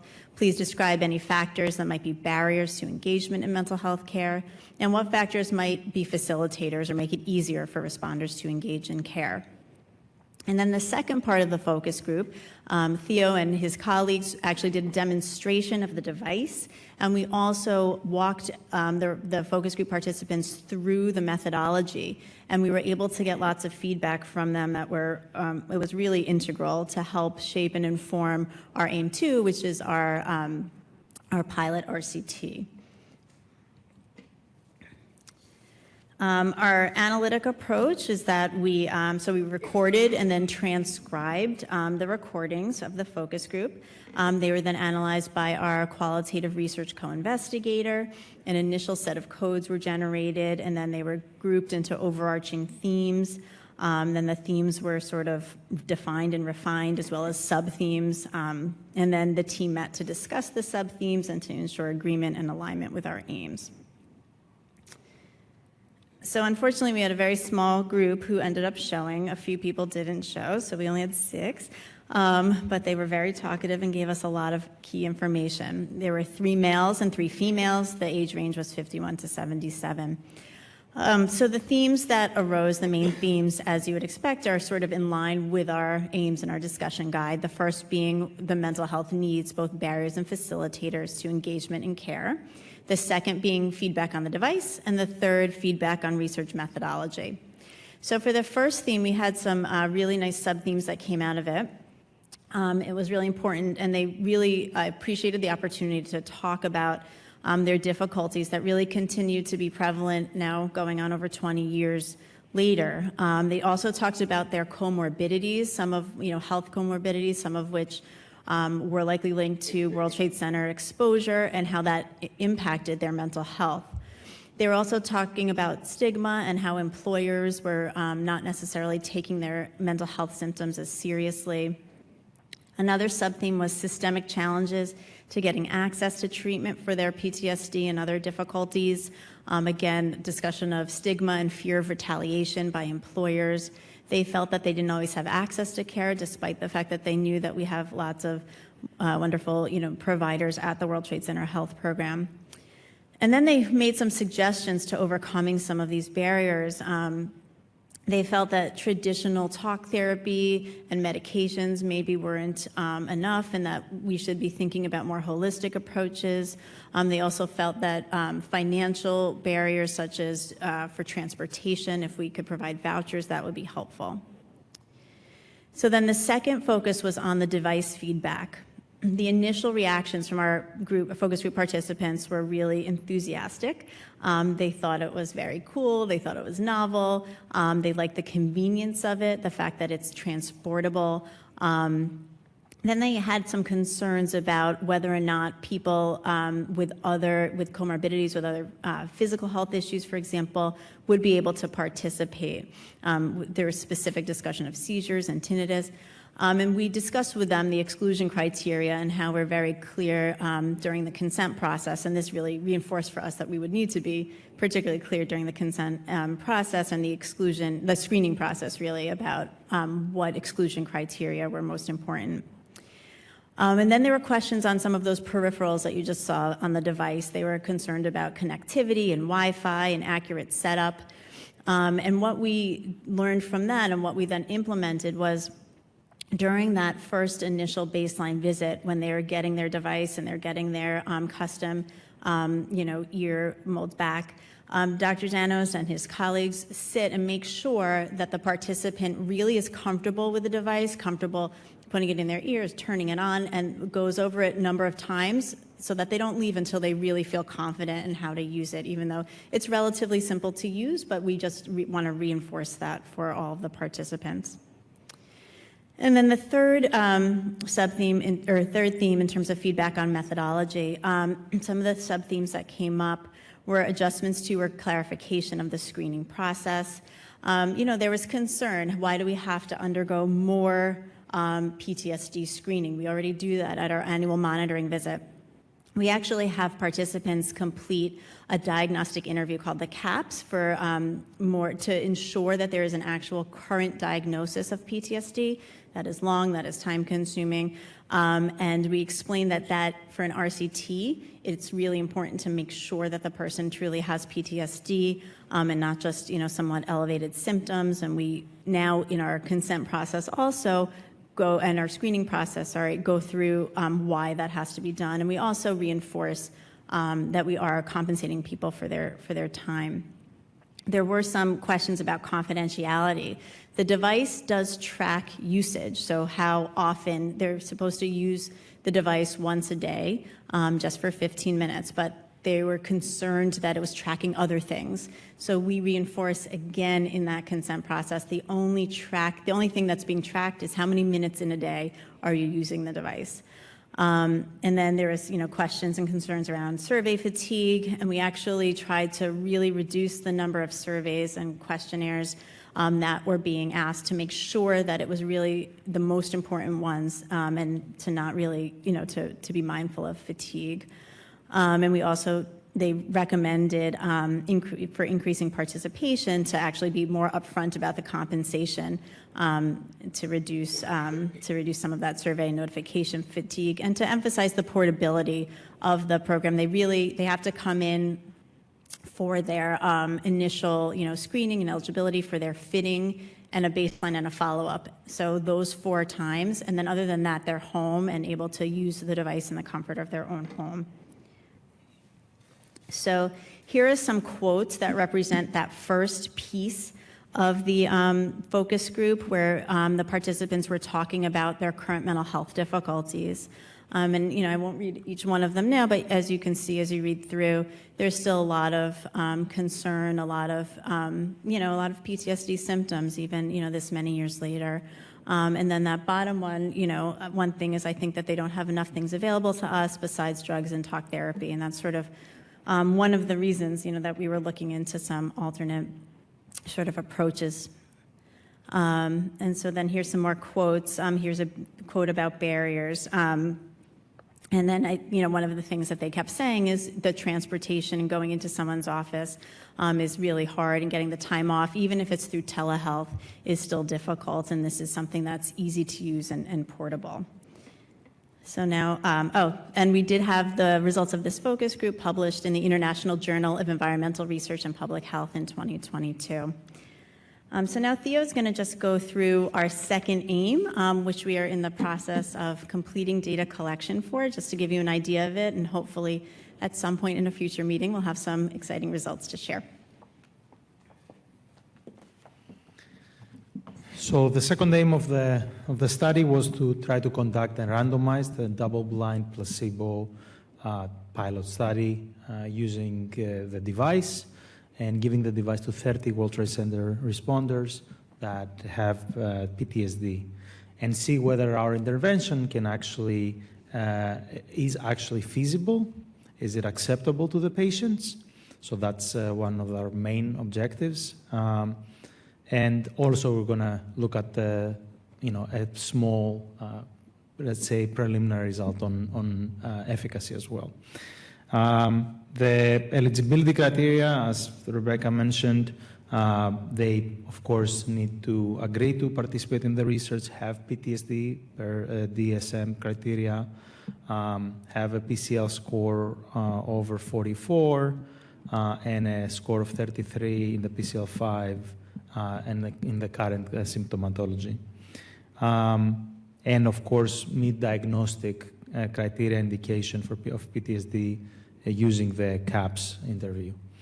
The recruitment was done in several steps. The first one was to identify and randomize eligible participants, to contact them either by phone or by email, and then Rebecca's team completed with the participants both the CAPS interview and the PCL5 questionnaire. And the goal was to recruit, consent, and enroll 30 participants that are randomized between 20 in the active component and 10 in the sham component, as we call it. After the patients were enrolled, they would have 3 appointments. The first appointment, as Rebecca mentioned, was to fit the device to create molds of their ears so we can create the custom mold, the custom earbuds that we're giving them. Then we have the baseline visit, and then 8 weeks, and at the baseline visit, that's the day that the therapy starts, and then 8 weeks after, it's the post-baseline visit or the follow-up. So during these visits, we measure a variety of different biological and mental health measures. So in our lab, we are able to record electroencephalography, electrocardiogram, 6 lead EKGs. We have a beat-to-beat blood pressure monitor, a non-invasive blood pressure monitor. We measure galvanic skin response, pupil dilation, EMG electrodes for facial neck electromyography, respiratory rate, skin temperature, and then we also do some blood draws to measure some inflammatory cytokines such as TNF, all the IL, IL-1, IL-6, IL-10, the list goes on, the CRP, cortisol, and alpha amylase. I should say that these biological assessments happen during a battery of autonomic tests, such as cold pressor, Valsalva maneuver, the squat test, and that is to essentially not only identify the autonomic state of the patient at rest, but also drive them into either sympathetic or parasympathetic dominance, breathe, and see how their autonomic nervous system responds as measured by these physiological measures. And of course, as I mentioned, we also have the mental health measures, the PCL5 symptom score, the anxiety symptom score, depression, sleep score, and a survey on their satisfaction and usefulness, a questionnaire on that. The endpoints of the study, as I said before, the main endpoint is feasibility and acceptability. So feasibility is measured with the rates of recruitment per month, the adherence to the TAVNS intervention, which we have data from the device, the 8-week retention, whether they completed the whole therapy, and of course the duration and completion rate of all the assessments, the baseline visit and the eight-week post visit. So our goal was to recruit 75% of eligible participants who were approached and adhere to the intervention and have retention rates of 70% each. For the acceptability, we're evaluating by assessing the time to completion of questionnaire, the percent of missing data from the questionnaires, the time to completion for the biological data and blood draws, the rate of refusal for biological measurements and blood draws, and the score on this questionnaire on satisfaction and usefulness. And then when it comes to mental health and biological endpoints, we have measures at baseline, we have measures at 8 weeks follow-up. So we're looking at the health surveys, the mental health surveys, the blood draws, all the measures that I've described before, so which are taken 10 minutes before the therapy and then 8 weeks after the therapy. So there we're going to try to assess the quality of the measures, the amount of missingness or non-responses for the questionnaires, and all the different costs and regarding measurement collection. And I think that's it. Thank you.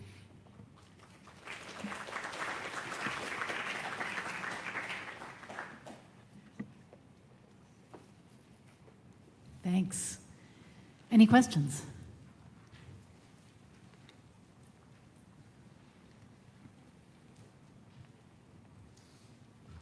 Hi, thanks. Andrea Branch from Mount Sinai.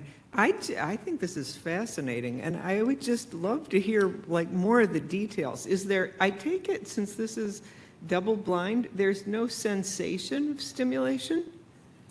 Right. So you don't sense anything if you're in the sham control, because you don't sense anything when it's on either. No, if you're Is in that your the question? active treatment group, what? Yeah, you don't sense anything either. Yeah. So I can speak to that. I mean, it gets a bit technical, but the way that this is sub-sensory threshold stimulation, because it has a very high frequency of stimulation in the kilohertz range, and we specifically measure the sensory threshold on when somebody's feeling it, and we're always dialing down, so they never feel it, even if they get the stimulation. Is there, do we have a few minutes? Like, is there information from other trials? If you ask people, are you in the active group or the control group, can people accurately identify which group they're in? Not in, I understand you're just starting, but from other trials. So other trials with the transauricular VNS, they didn't necessarily follow our approach, so you actually feel the stimulation. A lot of the times the way to create a sham group is to stimulate at the lobe of the ear instead of like the exact spot. And unless a patient is very well acquainted with vagus nerve stimulation and specifically the TA-VNS device, this would be pretty much blinded as well. So when you feel it, that's the way to control for it. In our case, you don't feel it. It's exactly the same device. It shows up exactly the same in your phone. It says it started, it ended. So there's no difference. So we wouldn't expect them to know exactly, unless I guess maybe they have like some electronic equipment to measure that the electrodes don't stimulate, but we don't expect that to happen. And how many minutes or hours a day are the people instructed to use this? It's 15 minutes a day. That's it. And there's a timer on the phone that shuts off. It starts off, it shuts off. They don't let them do it again. So that's a benefit of like using a device that's kind of hooked up with a software that you can really control, how much and how often they do it. And just given all the things that the vagus nerve influences, like, digestion, do you expect to see GI changes that are associated with active intervention, or? So the benefit and kind of mystery of transauricular vagus nerve stimulation is that there are none of the usual side effects that we have with vagus nerve stimulation. So just to give you an idea, the vagus nerve stimulators are implanted on the actual vagus nerve right next to the jugular vein, and they require, of course, surgery, and they have multiple side effects, not mild or moderate, but coarseness of the voice, in some cases a slight drop in heart rate. We don't see any of that, and no one has seen any of that. And with transauricular vagus nerve stimulation, the hypothesis is that since we're mainly affecting a sensory nerve, the auricular branch is only sensory. What that means that the electrical impulses are first go to the brain, and then they travel down through the main trunk of the vagus nerve to all the peripheral organs. So those effects are slightly dampened by this whole process. But the brain effects seem to be, on most part there. So when you say you haven't seen any of these effects in previous studies, what were those studies? Could you just talk a little bit about when you've used this intervention before? Sure. So we've done previous trials with lupus patients.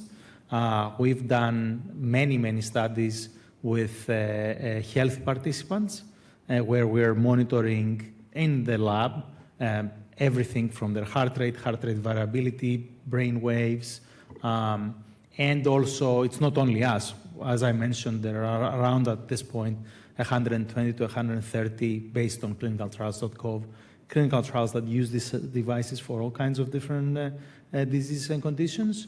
And so there's a variety of papers and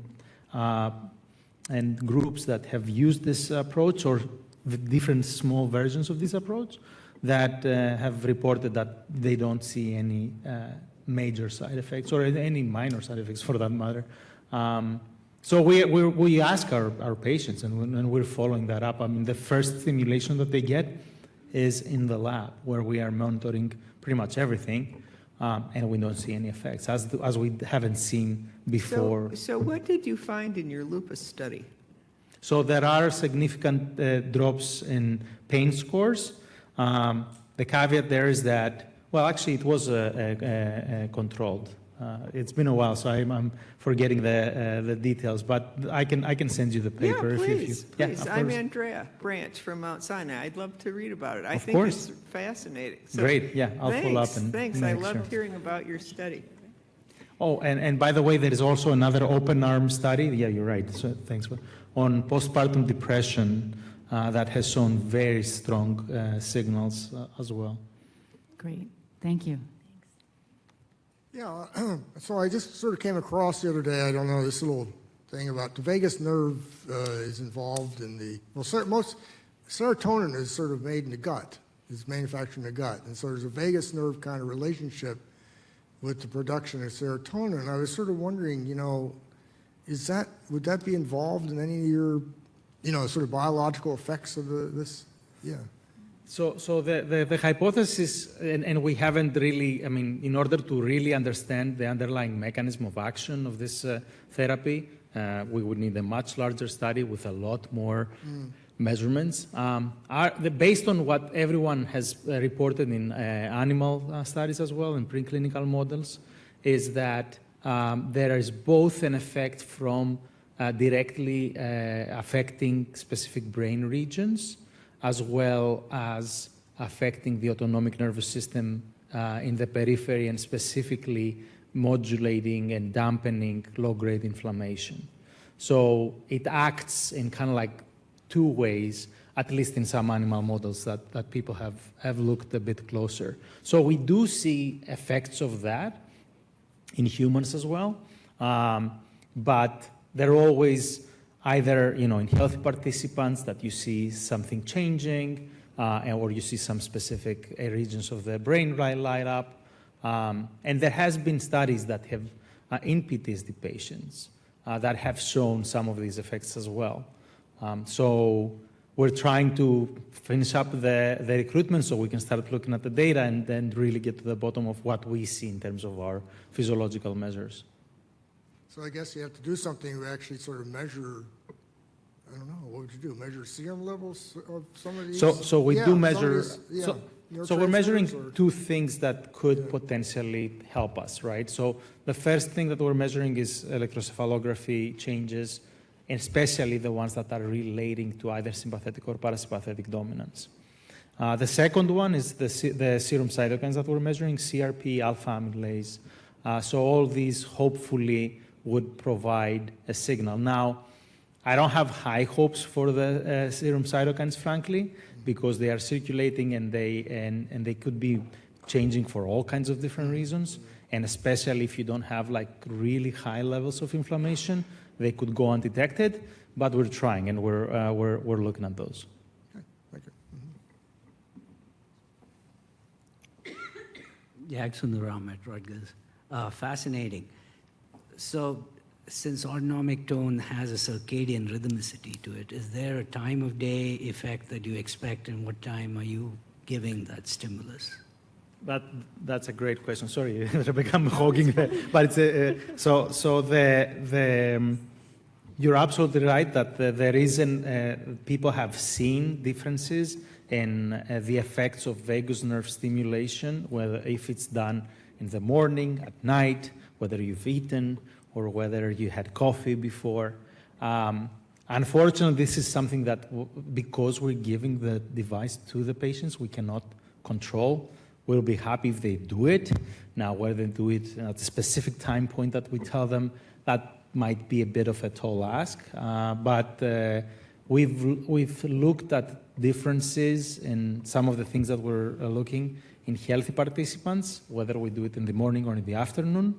There is a slight difference, so we can definitely tell whether it's in the morning or in the afternoon based on the responses, but it's nothing necessarily consistent. And also the problem is that there we're also doing it in healthy participants where the dynamics of the autonomic nervous system is completely different than a patient with low-grade or medium-grade dysautonomia. So what time are you asking them to do it? What's that, sorry? What time are you asking the participants to? Usually we tell them in the morning if possible, but I don't. We could look. Yeah, they're not necessarily. They're not doing it. The one thing we're trying to encourage is that if they can't do it in the morning, they're at least trying to do it at the same time each day, if that's possible. But we're trying to make this as convenient for them as possible. Thank you. Okay, thanks. Okay, I have one question, and then we're going to take a short break. There is no psychotherapy or processing component that goes along with this. Is that right? Okay. So what is thought to be? But obviously, it's believed that a person's cognitive engagement with their, symptoms is also going to be impacted. What is thought to be the mechanism of change there? We can both talk about it. So the mechanism of change we think is actually, physiological. In a lot of ways. And, I don't believe that this will ever take the place of, an evidence-based treatment where you're really processing your trauma and getting into it. But I think it may be, and what we were hearing from our responders is that for whatever reason, they're just not engaging in those treatments. So maybe this will either augment somebody who's already in treatment or potentially get them to a place where they're more amenable to actually engaging. I think the real mechanism of action is really a physiological, decrease in terms of hyperarousal, startle response, some of those sort of hypervigilance, some of those symptoms of PTSD that are impacted by physiological functioning. Thanks. Thank you. All right, we'll take a 10-minute break. Yeah, a 10-minute break, and we will continue then. Okay, welcome back. Our last presentation for the day will be given by Dr. Adriana Federer, who will give us some updates on ketamine treatment for chronic PTSD. Thank you for having me here today. And I'm a psychiatrist and researcher at Mount Sinai, and my talk today will be an overview and also we'll present a couple of our studies. And this presentation is not focused on World Trade Center survivors or responders because we haven't yet conducted a study of ketamine in this population, but hopefully we will have a chance in the future. So this is my disclosure.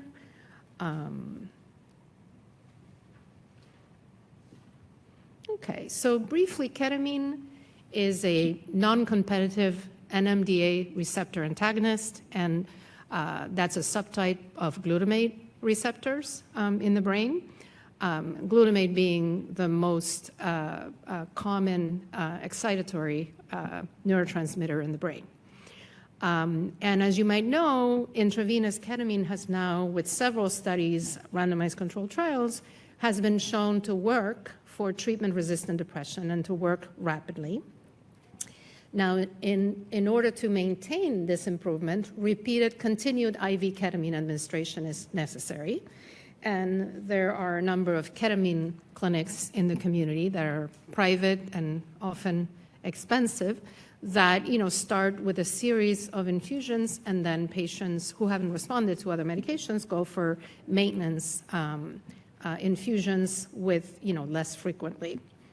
And then now for a number of years, you might know that the enantiomers, there's two enantiomers, In ketamine, there's a left-handed one and the right-handed one, and so to speak.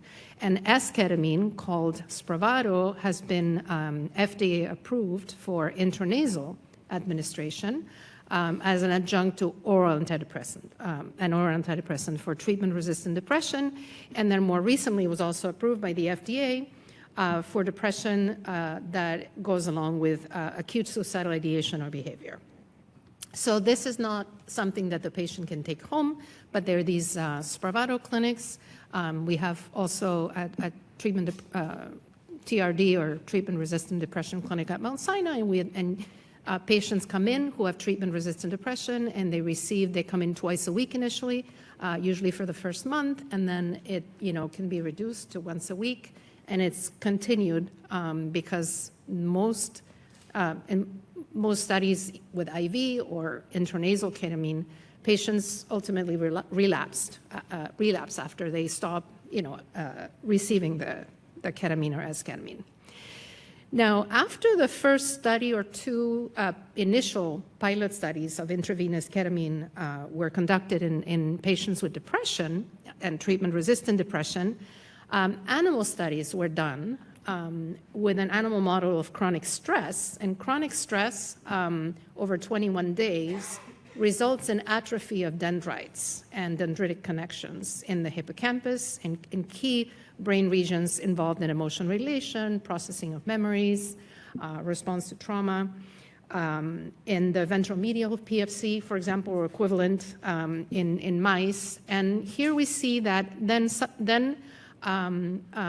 very interestingly, studies in animals have shown by Lee and their group and others that giving intraperitoneal, one dose of intraperitoneal ketamine reversed these changes in the brain and it peaked at 24 hours. So this was after administration. So this is, very unique and different mechanism. We've had antidepressants, that are usually working on the monoimmune system, and it takes a few weeks for them to kick in. So this was acting on the glutamate system, and by increasing protein synthesis and synapse maturation and formation. And also there have been initial neuroimaging studies in humans who received ketamine with depression, and what is seen is a reversal of abnormal connectivity patterns in key brain regions. So this talk focuses on an overview of studies that have been done to date, especially randomized controlled trials of ketamine for chronic PTSD. So following the first couple of studies in treatment-resistant depression, we at Sinai decided to conduct the first with Dennis Charney, who was the PI of this first study, first RCT, randomized controlled trial of a single IV ketamine infusion. And we decided to use, instead of saline, to use a psychoactive placebo control, midazolam, a very short-acting benzodiazepine. It wouldn't be identical, the side effects, but people would feel something. And not everybody, quite a few might be fooled and not know whether they received ketamine or midazolam. So this first study that we conducted was published in, not in 1014, but in 2014. And that one the results were very promising. The main primary outcome was 24 for PTSD. So it was the first study in PTSD as opposed to treatment-resistant depression. And 41 patients, primarily civilians. And it was very promising with superior improvement of PTSD symptoms at 24 hours, which were measured at the time with the impact of event scale revised. Then I led the first RCT of repeated IV ketamine infusions compared to IV midazolam, and we had 30 and 30, and I'll show the results of this in a little bit, my next slides. And then there's been also an open label conducted by Albot et al. of repeated IV ketamine infusions in patients with comorbid PTSD and treatment-resistant depression that also had positive results. That one was not a randomized controlled trial, but open label. But it was conducted in 15 veterans, so a different population than the one I'm going to talk about. And then finally, I'm going to go back to this RCT of repeated IV ketamine infusions, which was larger and completed and published last year in a military, exclusively military sample, veterans and a subset of active duty soldiers. So first, I'd like to show the study that we led at Mount Sinai. And we followed, we had conducted a trial before of repeated ketamine for depression that was the typical dose of 0.5 milligrams per kilogram IV. And it was 3 times a week, typical schedule for 2 consecutive weeks. Typical schedule would be Monday, Wednesday, Friday, and then Monday, Wednesday, Friday the following week, with a primary outcome the following Monday. And also in our single IV infusion, I looked to see when was the median, the average time to loss of that initial rapid response. And in patients with PTSD specifically, it was about 48 hours following that single infusion. So we thought, there was some suggestion that maybe we could do twice a week, but we decided to go with 3 times a week. And we also, the previous presenters mentioned the CAPS. This is the clinician administered PTSD scale for DSM-5. And participants have at least a score of 30 in the past month or higher. And 30 is several points into the moderate range, 37 and higher, 35, 36 and higher is severe PTSD. So and then in general, patients who would contact us from advertisements or from clinicaltrials.gov typically had pretty severe PTSD for a ketamine-related study. But this is not in treatment-resistant patients. Many of them were on comorbid, about half, taking other psychotropic medications at stable doses for the prior 3 months. But some of them had never sought treatment for PTSD. So it was really a mix. And what we found was actually very exciting. It was 15 patients who were randomized to receive ketamine and 15 who were randomized to receive midazolam. And you can see, let me see if I can use the pointer here. Yes. So here in blue is midazolam. So this is the first, just take this paper from here. So here, this is the first week, so they get 3 infusions of ketamine, and this is the second week, the next 3 infusions of ketamine, and then this is the following Monday, give or take sometimes a day. This is the midazolam arm. So we saw a rapid and robust improvement in overall PTSD symptom severity measured with the CAPS. We administered the past week CAPS again here, so past week CAPS at baseline, past week CAPS here. And the primary outcome was a change from baseline to this point, 2 weeks after the first infusion. And we see across the 4 symptom clusters that pretty much it helped. It's not that it particularly helped one symptom and not the others or 2 of them. The only one, so they were all significantly different and stronger in the ketamine group. The only one that wasn't fully significant, but it was significant at the trend level, 0.09, and this is a small sample of 30, was the arousal and reactivity subscale. And we thought perhaps, midazolam is actually a hard comparator because it's also an anxiolytic and it might have helped people sleep a bit better. So that might have made a difference. Oh, and one thing I wanted to say is we a priori defined, there's no clear, like it isn't depression, 50% improvement is a way to measure improvement. And in PTSD, there wasn't a clear way to define in terms of percent improvement. And we had seen a couple of published studies that it was 30% improvement. And so we decided we're going to call, that's not the primary outcome, but significant improvement was 30%. And in this lower part of this lower graph, you see that 2/3 of the ketamine group had that improvement, at least 30% improved, and some of them much more than that, and compared to only 20% in the psychoactive placebo to midazolam. And these are selected quotes that we took from ketamine responders as part of our clinical assessment. One of them said, "I don't feel my life is going to end anymore. It made it impossible before to plan a future. I want a life now too." And then after interacting with someone who had been harassing her at work, this was a sexual assault survivor. One huge thing I noticed that is different. Before I would have panicked. He's been very aggressive. I don't feel panicky or afraid. Someone else who had survived childhood physical abuse in her family. I feel like everybody with pretty severe PTSD to start with.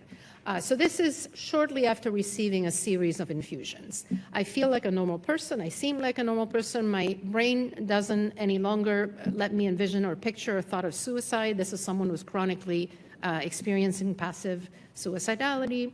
Now, when she thinks about her past trauma, it doesn't make me feel weighed down. I have to dig out the memory as if from an attic. Before, talking about it used to make me feel a terrible feeling.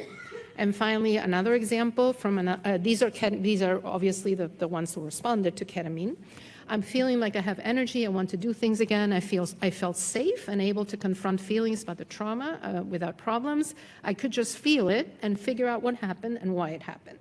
And during infusions, not everybody feels a lot during infusion. There's a big range, and there's mixed reports about whether what you feel during the infusion is related to how well you do in response, and there's some mixed findings in the literature and also in our hands as well. We haven't, we're collecting new data about that, but we haven't found a clear correlation. But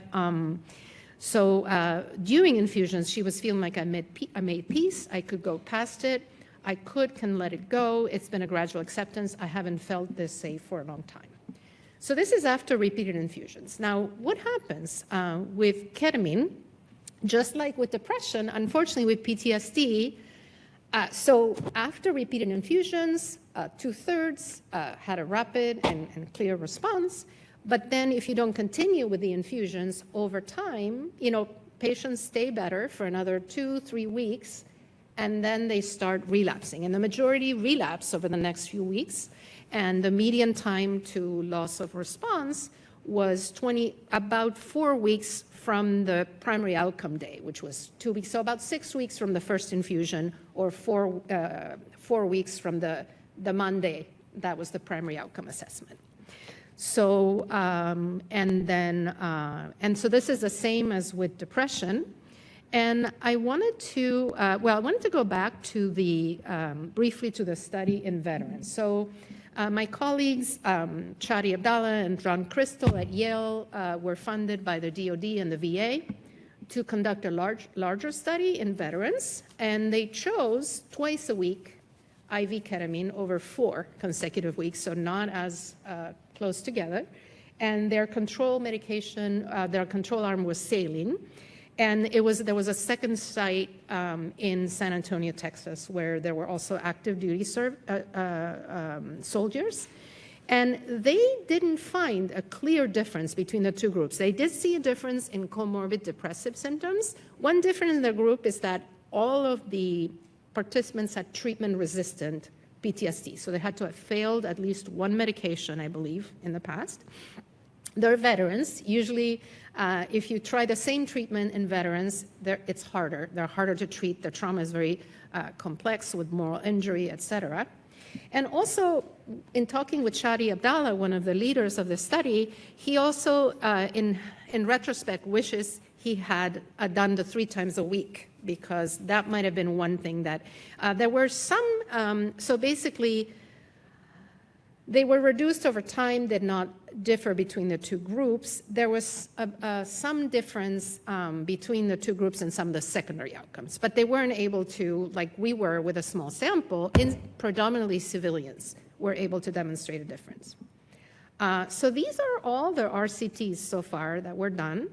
And we had the opportunity to conduct the first, or to publish the first preliminary study, neuroimaging study of ketamine for PTSD. And so in our RCT of the 15 and 15, 10 and 10 also did a scan at baseline, and then after the first 4, at least after 4 infusions. And so what we had a wonderful former postdoc fellow, Agnes Norbury, who conducted these analyses. And I'm not going to show a lot of these results. They're actually published in Neuropsychopharmacology, for time reasons. But what she found is that PTSD symptom improvement was related to the change from baseline to following repeated infusions, an increase in ventromedial PFC and amygdala connectivity. And these are regions involved in emotional regulation, also in fear extinction learning, and that this relationship was stronger in individuals who received ketamine than in the midazolam group. And you can see the ketamine group is now in blue, and the midazolam group is in red.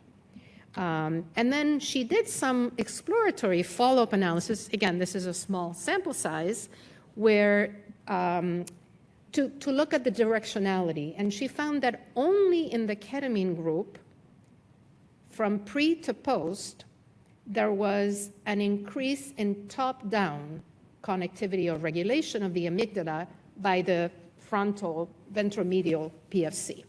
Does this, and the relationship between PTSD symptom improvement and greater top-down inhibition of the amygdala by the ventromedial frontal cortex was only evident in the ketamine group. So this is exciting preliminary data. One thing I wanted to say is also, when she looked just at baseline before any infusions, it's those with lower connectivity between the amygdala and the ventromedial PFC. So perhaps more synaptic atrophy that showed the most improvement with ketamine in particular. And so at the same time, there's a literature with preliminary findings from exposure psychotherapy studies without ketamine, just exposure psychotherapy, pre and post. And there, it seems the reverse, that they're not necessarily always connectivity studies, they measure different things, but it seems that where the ventromedial PFC and also dorsolateral prefrontal cortex and amygdala are working better, or activation in the direction that they're supposed to be working in normal, healthy individuals, that the better, so basically, it's the opposite, that those regions have to be working enough in order for patients to be able to harness and respond to psychotherapy, specifically trauma-focused exposure therapy. So, so that actually brings us to this, which is we just finished a pilot study and are excited pursuing this new direction. You know that in the community, a lot of people are doing ketamine-assisted psychotherapy, trying to harness the acute dissociative effects. There hasn't been a randomized control trial, even in depression, of that approach. We're trying to put one together at Mount Sinai, and certainly hasn't been in PTSD. This is not that. It's not ketamine-assisted psychotherapy, but it's adding on different days from the infusions, trauma-focused psychotherapy. And there's an open-label study just completed, and Onisha Brown, the clinical research coordinator, is sitting here, and she was basically led the whole study with me. We know from some preclinical studies in mice that ketamine seems to accelerate fear extinction learning. And these exposure type or trauma-focused psychotherapies are thought to work through the threat processing system and through fear extinction, at least partially. So you have to have a working fear processing system. And so the thought is ketamine is thought to open a window of increased neuroplasticity in the brain, and that during that time when their brain, we showed that the brain seems to be at least temporarily working better for a few weeks, if you add a therapy that's exposure-based during that time, can they work synergistically? Can it make it possible? I should say that exposure-based psychotherapies are the first-line evidence-based treatment currently for PTSD, but about 50% either do not respond or respond partially. So there's significant numbers of patients who don't respond. So could we make the brain work better with ketamine, at least in those for whom the brain is not working well in terms of connectivity, and then during that period, and how to maintain also that, how to prevent relapse after you finish with the ketamine infusion. So very briefly, I teamed up with my colleague at Boston University at the National Center for PTSD and Boston University, Dr. Denise Sloan, who with Brian Marks designed this very exciting brief psychotherapy, which is basically compressed and repackaged exposure, prolonged exposure therapy, but it's in writing, and the therapist has only 5 sessions. It's much more disseminable or easier to train therapists and much more tolerable. In fact, in their studies, they see a lower dropout rate because in more traditional and first-line exposure type therapies, patients find it harder. They're longer. There's homework in between, and they have to talk and confront their trauma with the therapist. This is done in writing, 5 sessions of 30 minutes writing, and the therapist is there and gives instructions on what to write, and then reads what the patient wrote, and I'll show the instructions, and gives them feedback about what to write next. And the first few sessions focus more on writing vividly about what they remember about the trauma, and then somewhere in the middle it transitions to still writing about the trauma, but more about the impact of the trauma on their life, and then finally about moving forward, coping into the future.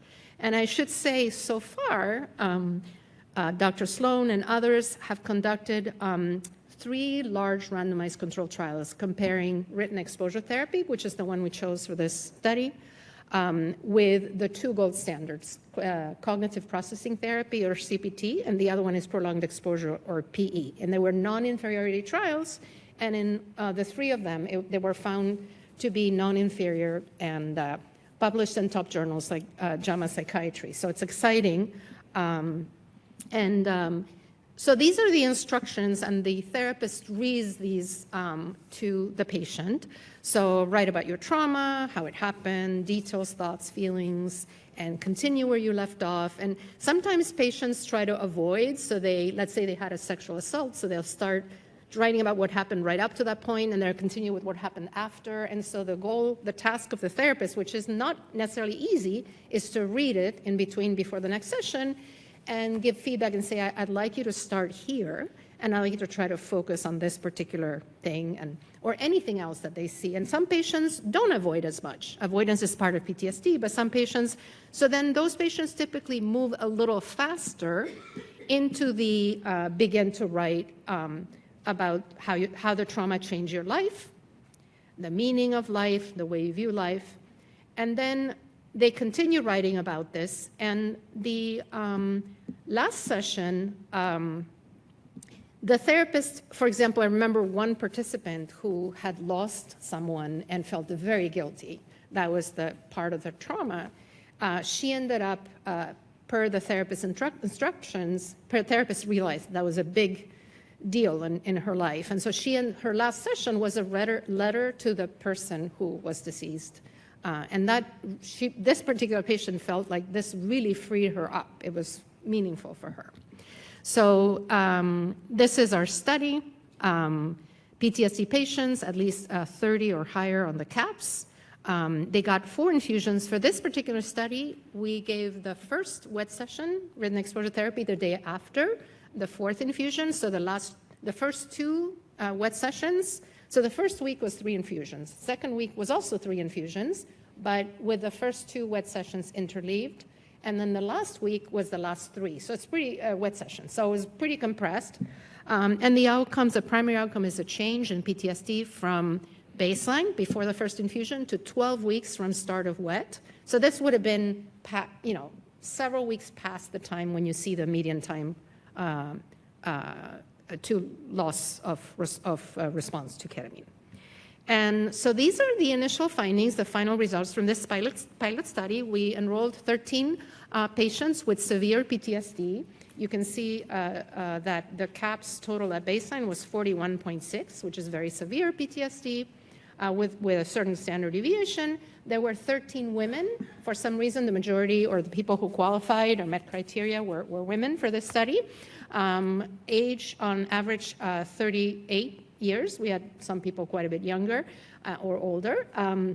And 62% of this particular group happened to be sexual assault, either as an adult or during development or molestation. And then there were other traumas like a bad accident, et cetera. And so you can see that from this time baseline to 12 weeks from start of wet, which is about 13 weeks from the first infusion, you still see this improvement that's still there.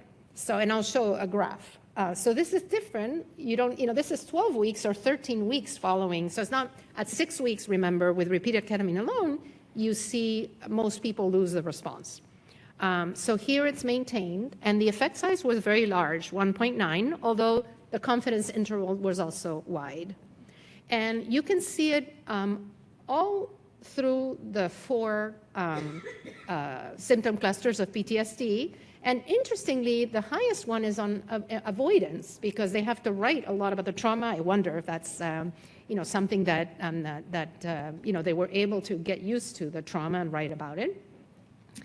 And this is the Madras' Montgomery Asberg Depression Rating Scale. They were not selected for depression, but about 2/3 had a comorbid diagnosis of depression because they had pretty severe PTSD. They also improved in comorbid depressive symptoms. And this is a clinical global improvement. 77% at 12 weeks were either much improved or very much improved. And I wanted to show this graph. So this shows, this is from baseline before the first infusion all the way to 12 weeks. And these are the 9 participants who remain significantly improved at 12 weeks. And we have 4 who had an initial improvement, or this one had a more delayed improvement, but then relapsed. And, it's a very small study to say too much of anything, but I did note that in this group, 3 of them had very severe early developmental repeated physical or sexual assault. So there might be something there, we don't know. So certainly other people here had severe trauma, and a couple of them had developmental, childhood trauma, but that might have made a difference. I do want to say something important, that at 12 weeks, 69 maintained a treatment response, and 54% no longer met criteria for PTSD. And all these 9 women, we followed them for another 12 weeks, up to 6 months or 24 weeks. And there we found that 62% of the 13 women of the total sample maintained treatment response, and these same 8 patients no longer met criteria for PTSD. And when we got information or descriptions for patients, there is something almost like they feel like they were able to process their trauma, perhaps with the help of ketamine, we don't know, and the therapy. We have to do a randomized controlled trial. And they're able to better move past, and the symptoms did not necessarily come back. And we did have in this study, we had one 9/11 survivor who, as a result of this combined treatment, she was always feeling anticipatory anxiety and feeling worse a couple of months before the anniversary of 9/11. And also each time an airplane would go overhead, she would feel like a sensation in her stomach and in her body. And she said that didn't come back. Even, I've been in touch with her even a year or 2 after the study. So again, it's a pilot study, small study. We need to do a lot. But future directions are, how to maintain this improvement that we see with ketamine without having to continue to give ketamine over time, which might also work, has not been formally studied. And so again, we think that ketamine might enhance the efficacy of exposure-based psychotherapy.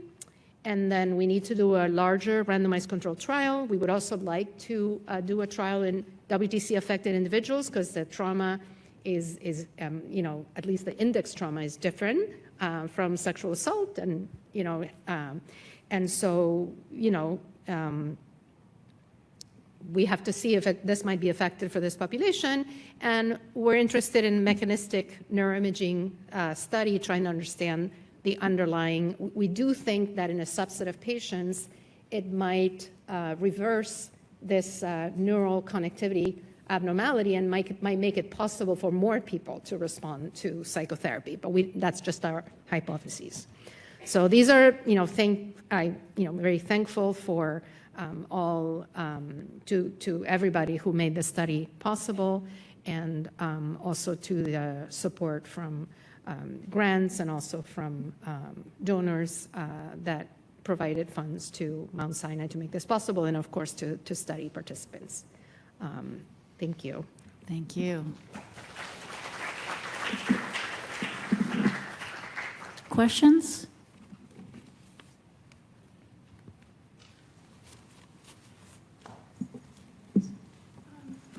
So what about depression? Are your patients in the study also with depression? So we, in the randomized control trial, so typically about a half to 2/3 of in the patients that we enrolled also meet criteria for comorbid depression. They're not selected for treatment-resistant depression. They just had, and none of my studies were on with treatment-resistant PTSD. Okay, so they have depression, their comorbid PTSD symptoms improve together.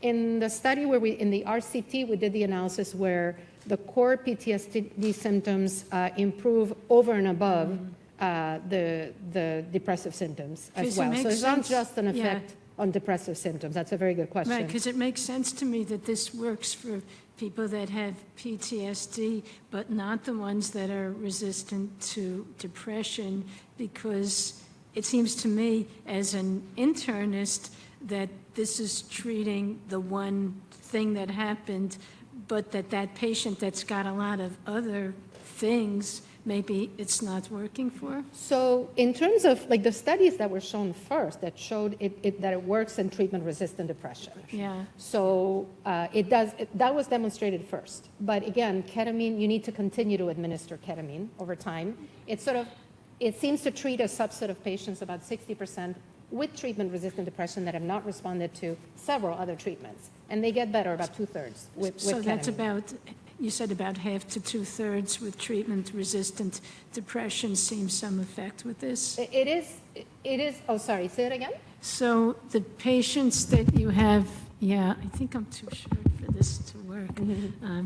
Patients that have treatment-resistant depression, it works for about half of them, you'd say? It works for about 60% of them, and those were studies that were done, the first studies, that was shown earlier, and in fact, that's why that basically led to the FDA approval of Spravato, intranasal, esketamine, et cetera. So it does work for them, and they need to continue to receive ketamine infusions. With PTSD, we're a little bit further behind. So the patients with PTSD that we enrolled, a lot of them have comorbid depression, not necessarily treatment-resistant depression, and we see an improvement in the PTSD symptoms and also in their depressive symptoms. But with ketamine alone, they also seem to relapse over time.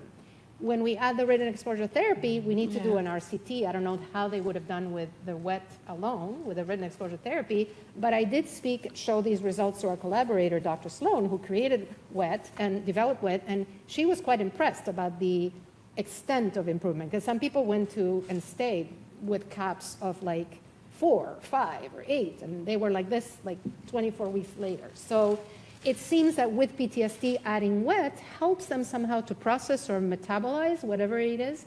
And I have a hunch, we saw among the people that were improved, a couple of people had some, the depressive symptoms remained better, but a couple of people had some depressive symptoms come back, and even though that had happened, the PTSD symptoms were still low. So there may, I have seen, for example, there's my colleague at Yale, Sam Wilkinson, is conducting repeated ketamine with CBT, cognitive behavioral therapy for depression, and at least in the initial trials, there is an effect, but people tend to relapse. They stay better longer. My hunch is that with trauma, there is something more about processing the trauma and being able to incorporate that and to somehow better improved brain function that is different from depression, but it's more needs to be studied. Before we need more studies before we can say something more definitive. One actually wonderful example I have also is one of these participants was a singer in this study, and what she experienced already with ketamine was that for the previous 2 years, because of her PTSD, and we know that it can cause body tension and her throat would close, she didn't have the full range. She couldn't reach. And with already initially with the ketamine infusions, she was able to achieve, she said, the broadest range that she hadn't been able to achieve in the previous 2 years. And then that was still, she still had the full range at 6 months after the written exposure therapy. And she was one of those who had maintained improvement, but she also suffered from chronic depression. Some of her depressions had symptoms, depressive symptoms had come back, but not to the extent that they were before. But the PTSD symptoms, most of them, except for occasional nightmares, remain clearly improved. So we need larger studies to do more symptom-based. Well, I think it's a complicated field, and nobody has just one diagnosis, right? Yeah, no, the more treatments, yeah. And then we had a subset of people who did the written exposure therapy. 3 of them with the exposure therapy, they were able to improve temporarily, but then they relapsed. And a 4th one had the most severe trauma of them all, growing up, multiple rapes by 2 perpetrators starting at age 14, just horrific. And she, I'm not giving details for confidentiality, but she did very well with ketamine, but when she started the exposure therapy, it was too much for her, and she got worse then. It was almost like she just felt it was too intense, couldn't tolerate it, which you can see sometimes. So, doesn't work for everyone, but it worked for a substantial % of people who then stayed better. So we're optimistic, but larger trials are needed. I may have missed this, but what was the reason for the choice of IV versus intranasal ketamine? What's the reason? So intranasal would have been is sort of much easy.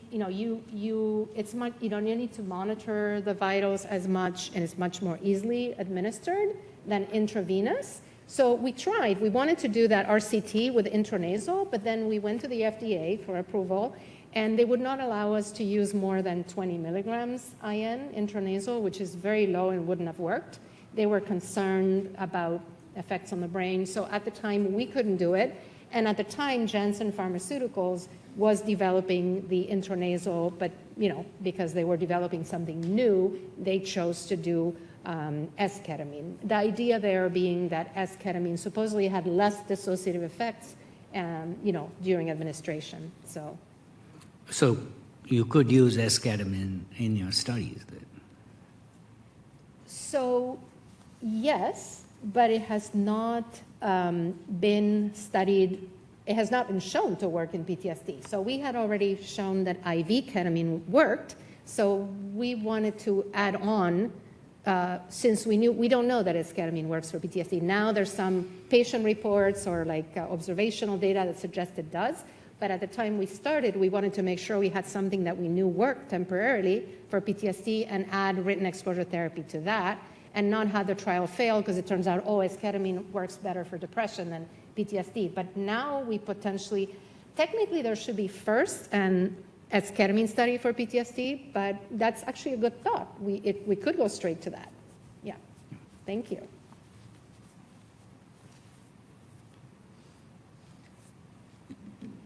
Okay. I was wondering, just one more quick question, if you could speak just a little bit to what, we have a very physically compromised group, of course, of patients. What are the rule-outs relative to people's medical problems? Yeah, so it's a very good question. There isn't necessarily it has been used in older people, so age per se is not a problem.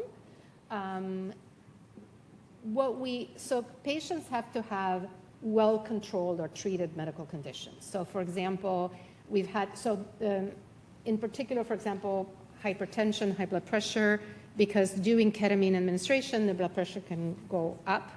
And so if it's well controlled to start with, so we've had patients with controlled diabetes, controlled hypertension, asthma, everything, comorbidities are okay. we have to exclude people with CNS disorders, like if they had multiple, MS, or they have, a significant history of head injury. But lots of people have had minor head injuries, like a concussion or something. We don't necessarily exclude if they didn't have any persistent headache or anything like that. And we accept almost every psychotropic medication. The only thing is we didn't accept people who were taking opioids because there's some evidence that perhaps ketamine might work through as many different receptors, including opioid receptors. So that might have been, and then also people on long-acting benzodiazepines because the control arm, different reasons in different studies, so we also excluded people with very advanced COPD that some responders and survivors have, or people with like chronic renal failure. So people who like too ill or any condition that could really significantly affect cognition or the brain. But that still allows for a lot of different conditions that if they're stably treated and they don't particularly affect significantly the CNS, the central nervous system, that could be enrolled. So, we've had to, if somebody had uncontrolled hypertension, would say go back to your primary physician. If you want, get it treated, and then come back if you want, we'll assess you again. So, yeah, it's a very good question. Yeah. Thank you. All right, so Thank you. Let's invite the speakers back up for a panel.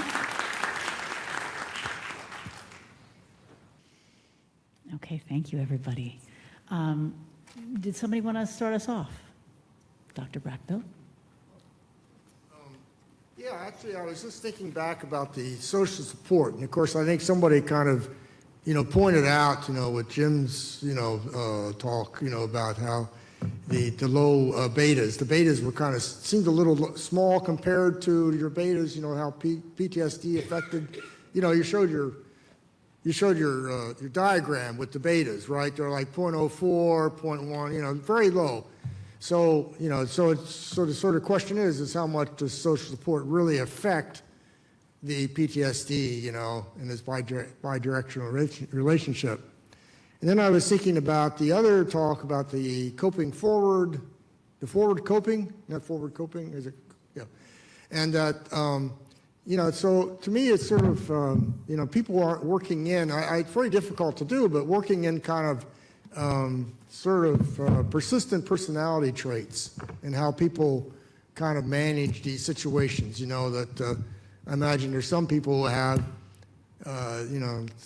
personality traits, like 5 big personality thing or something, and that have that kind of like play a role in like forward coping or social support.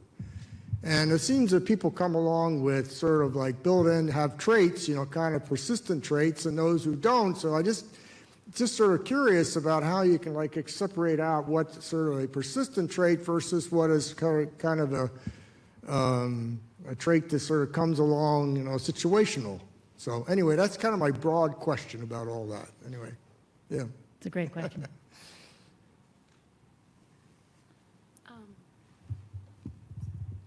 Hello? Okay. Yeah, I think that's a really important question, and it was something that I tried to touch on sort of at the end there in terms of thinking about the way that this can be implemented for treatment purposes in people with PTSD, and that, perhaps considering the scale was a perceived ability to cope. So it's someone's perceived ability to cope by either focusing on the trauma or focusing forward into the future following a traumatic event. And I do think that perhaps there are people that have, ingrained tendencies, as you mentioned, one way or the other. And perhaps for treatment purposes, with the relationship that we saw with social support moderating the effects of forward-focused coping on PTSD symptom severity, perhaps identifying prior to treatment allocation individuals that have a forward-focused perceived ability to cope, and then understanding that in that group, implementing a social support enhancement treatment or being able to build social support strategies may be more effective for those types of people. So kind of going through a predictive approach of considering someone's characteristics prior to, and then being able to implement a social support strategy building in a group that it would be more effective for. So considering the traits prior. Another factor that we've been looking at is a concept called post-traumatic growth, which really, as far as we could tell in our first study, was affecting about a third of our participants. In other words, they had both PTSD and were able to see positive change in their life, meaning, and appreciation for life. So those things seem to go together in about a third of our enrollees. So that could be another factor that could help with this. I also want to just mention a couple of things. One is that in terms of personality, that PTSD itself is marked, the symptoms include distancing from others, avoidance, and so it comes with a bunch of symptoms that make people look perhaps like they have a different personality than what they had before they developed PTSD, and that make it harder to get social support. So one important thing might be you might see it either early on by providing social support and preventing the development, also mitigating the development, but also you might need to treat PTSD and get people better in order for them to be able to harness social support to stay better. Because there's a lot of things in PTSD that keep people, unless you had, like you said, an intervention that, and you did, that really specifically directed at enhancing. So if you just do a naturalistic study with large numbers of patients, if they're not improving, maybe it doesn't budge that much, the social support, or it's just hard to know. But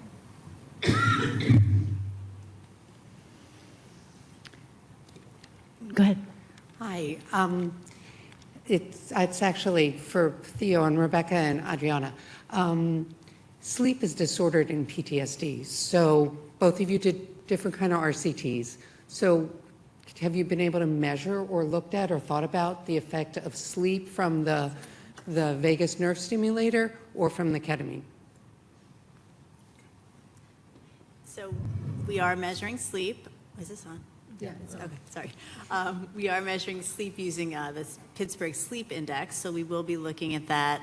There are studies. I'm not sure if there's RCTs. My guess is that there are. We were talking about this with some colleagues earlier who are looking at this, that have looked at least vagus nerve stimulation. I don't know about TAVNS with sleep, but that's something of interest that we'd like to really continue to look at. And sleep is, an important piece that's often impacted in PTSD.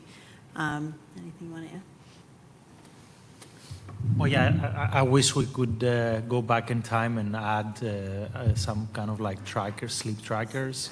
That would help a lot in tracking this a bit more closely, especially during the 8 week of therapy. But that's something that we definitely are planning on doing, and then for the future studies.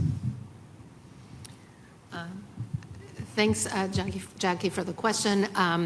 We have not done analysis specifically focusing on sleep, but we have looked at sleep informally, and it tends to get better with ketamine along with other symptoms. And in some patients, independently of nightmares, but in some patients also we see resolution of nightmares as long as they remain improved, at least on the ketamine. But it would be interesting to look in more detail about sleep in particular. That's what I would say for now. So based on patients writing about their respective experiences with the IV ketamine, is there a difference between people who experience dissociation from their trauma versus those who experience a lessening of fear around considering or confronting their trauma? Do these different reactions predict differences in ability to work through trauma in a psychotherapeutic way? So who experienced dissociation during the ketamine infusion? Yes. Versus, what was the other? Versus those who experience a lessening of fear around considering or confronting their trauma. Okay, so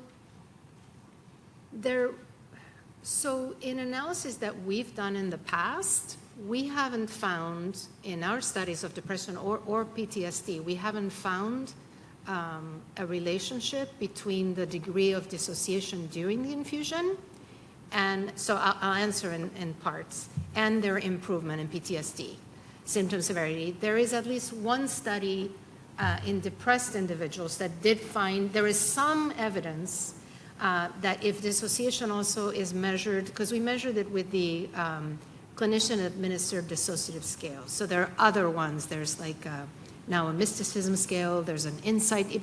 It may be that if you measure dissociation differently. The other thing is it seems like pretty much everybody will dissociate, but for a particular individual, it just depends. There's a threshold of a dose. And so in the studies that at least we conducted at Sinai, we've always used the classical dose. So at that dose, we have some people who experience dissociation during, and others who didn't, or just felt not much, or their tongue was a bit numb, or they felt a little tired. And we're not doing ketamine-assisted therapy, so we don't necessarily know. Some of them think about their trauma during the ketamine administration, but others don't. And so a couple of participants had made a connection between what they felt during the infusions and their rate and exposure therapy, but we didn't study that specifically. So it's a complicated question. So what happens during the infusion was not necessarily the same as what they were doing when they were not dissociating and writing about their trauma, and some of them were crying or feeling nauseous because they're confronting their trauma. So it's sort of different, but they were aware. They were not kind of a little bit out of it because they were on ketamine. So it's a small pilot trial, so can't make predictions at this point. Yeah. Thank you. Thank you. Or the person who asked the question. And you. Yeah, no, I was struck by the ketamine and the building of synapses. And so I was thinking about the PTSD and the cognitive function problem. You know, PTSD seems to be a risk factor for people having cognitive, dysfunction or whatever. So I was wondering, if ketamine could be, is PTSD causing that lack of synapses, which then ketamine then fixes, you might say. I mean, is there, yeah, I mean. Yeah, so so it's a memory, it could be a memory, it could improve memory, right? So a colleague of ours at Mount Sinai, Rachel Fremont, just got funding for a pilot study of MCI, minimal cognitive impairment, and comorbid depression in older individuals. She's a geriatric psychiatrist and researcher. And so that is very much a question. Can you actually improve cognition overall? For our studies, we tend to exclude people who have significant impairment. I believe on the MOCA, we allow they have to have at least a 23 out of 30. So there might be some, because a 20, in some people 23 or 24, depending on their education, is considered normal. But yes, could it improve cognition in people who are affected overall? People get older. I mean, they could be taking it just like taking anything, right? It'd be a brain medicine that people could be taking these days. Okay. Yeah.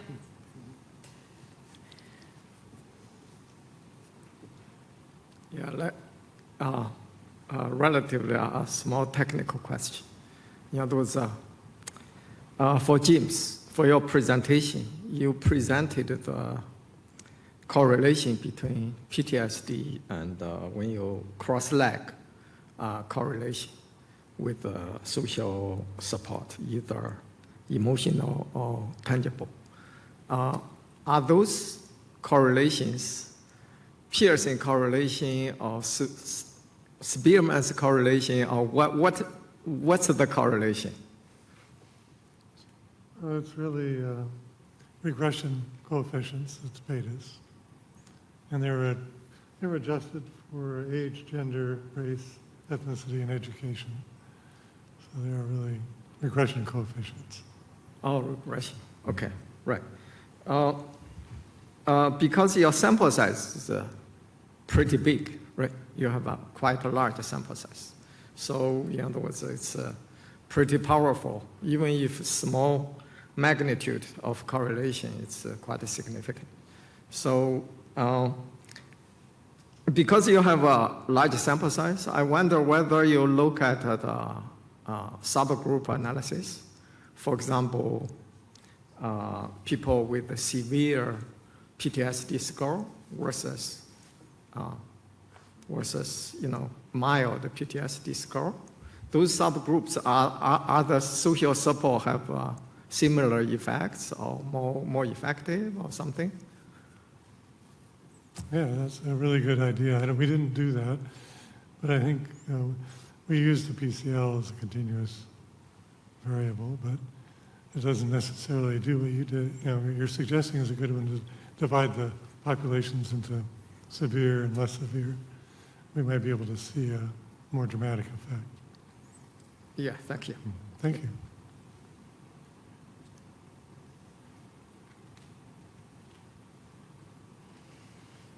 So I'll ask a little question. The two presentations that were about interventions are about physiological, biological interventions. We seem to have sort of come up against a wall in what we presently have. We've got the first line, of course, is exposure-based therapies for the most part, and there are many people who refuse to do them or who don't respond well to them. We've got medication, of course, which only has a very limited effect. It can help a little for a number of people, but it is very limited.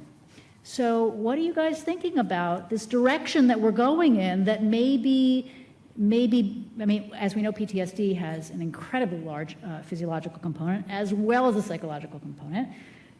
Perhaps this is really where we need to be going. The two together, a psychological and physiological approach. And can you speak a little bit more about that? Yes, and in fact, there is now an increase in the number of studies like that. And as you know, also MDMA-assisted psychotherapy for PTSD and psilocybin with sort of environment support. And we were just talking about maybe vagus nerve stimulation could be combined with brief written exposure therapy. So, I think that's where the field seems to be going for trauma and stress-related disorders. So yeah, I think so. Yeah, I agree. I think that really is the way to go. We're just seeing, even in our World Trade Center responders, they don't have cost as a barrier. They have, a real linkage into care with follow-up, and still a fair number are not engaging in treatment and are still suffering from PTSD 20 plus years later. So I think there's a real need to think a little differently or think about how we can combine these types of treatments and for greater uptake and potentially greater efficacy. I think it's a really important area to be moving into. It's fascinating about the fact that relapse was really held at bay in the patients who did both forms of therapy. Yeah, and I think, written exposure therapy can be pretty powerful. So again, the idea now is to conduct a study that would be a randomized controlled trial, and it would be repeated ketamine plus written exposure therapy compared to repeated saline with written exposure therapy, just to see what the effect size, if there's, what the difference is between wet alone or with placebo and ketamine plus wet. There's other ways to do a randomized controlled trial with different conditions, but yes, my suspicion again is that there's a subset of patients whose brain is working with PTSD who somehow are able to tolerate wet and able to engage their brains and are able to process the trauma, and that others might need the help from something like ketamine. And it's not just a hunch, because again, as I said, other colleagues like Yuval Neria, Columbia, and others have done fMRI studies of prolonged exposure or different kinds of exposure, like EMDR, combined, different, people getting different kinds of exposure therapies. And pretty consistently, those with poorer brain function were doing less well. with exposure-based therapies. So I think that for those people, that they're, more for like personalization of treatment intervention, personalized treatment, that it might be that some people would really benefit or need the ketamine in order to make use of those more difficult therapies, and others might be able to respond to, as we know, a subset of people do very well with exposure-based therapies. So, yeah. We don't understand how to like target how do we select the patient who will do better with this treatment or the other? And I think there is power in thinking about enhancing that window or the let's say the amount of neuroplasticity in these patients. So we've seen some very compelling evidence for ketamine. There is similar, actually, not similar, but like other results for VNS and TVNS that engages a neurotransmitter release that is related for an enhanced windows of neuroplasticity. And actually, the military has been using it to try to improve pilot training and then all these and learning of foreign languages.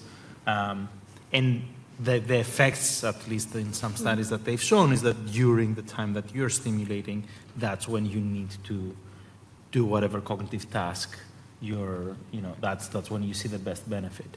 So the problem that I see with the, really truly personalizing these approaches is that window is related to ongoing brain activity, as we've seen in other studies where, if you stimulate, somebody during up or down cycles of specific oscillations, that might actually affect the efficacy, let's just say, of opening up that window of neuroplasticity. So there are several more considerations, especially with the neurostimulation approaches. I'm not sure about whether ketamine has a more prolonged and like sustained effect. But these are all exciting things to just look for. And I do think that, looking into the approaches that look into, extending the neuroplasticity window during these therapies, I think could potentially help quite a lot of patients. Well, that's really interesting, and I'm not an expert in VNS, and it makes me want to go back and read more about it, which I will do now. And one thing I wanted to say also about ketamine, Iris, you were also asking about depression, and again, from the data from studies that have been done to date, there was a randomized control trial in people with treatment-resistant depression, and twice a week ketamine infusions seem to be as effective as 3 times a week. And we don't know enough about PTSD, and it could be that the one that did it twice a week for 4 weeks didn't differentiate from saline because it was a military population, veterans, we don't know, different methodology. But the other study, the studies we have to date suggest that perhaps with PTSD, you might need more frequent infusions, at least several, close together, like at least 3 times a week for a couple of weeks. But those are some, with PTSD, not the same as treatment-resistant depression. Right. So, yeah. And you're saying that adding another intervention to VNS would be during the neurostimulation so that you would only have those 15 minutes? Or do you mean, like, how long it must be longer, like the neuroplasticity changes secondary to VNS, how long do they last, even that same day? Yeah, correct. So the effect, we know that the effect sustains. In general, whenever you interact with, direct stimulation of the nervous system, the brain, the effects depend on what the exact target, but usually effects sustain in the brain for as long as you stimulate, pretty much, right? Now, we don't have, like, the 15 minutes that we chose for this therapy was not derived from very exhaustive studies that have looked, well, is it 10 or is it 20? Is it 15 or is it half hour or an hour? If I would design a study that would pair up TAVNS with exposure therapy, I would have the therapy on during the whole session. There is no reason to only do it for like 5 or 10 minutes, as long as it's tolerable to the patient, which we see that it's, they don't feel it, there's nothing really to do. So the longer stimulation has not had any adverse effects, or what's the reason for selecting only 15 minutes? I'm curious. So the 15-minute selection was based on the fact that prior studies have shown effects similar to what we're trying to do, not in terms of neuroplasticity necessarily, but more related to the response and the inflammatory response, but also the hyperarousal dampening and all that. I think there's another component to what we're trying to do, which we're not necessarily taking advantage of, which is the increase of certain neuroplasticity aspects.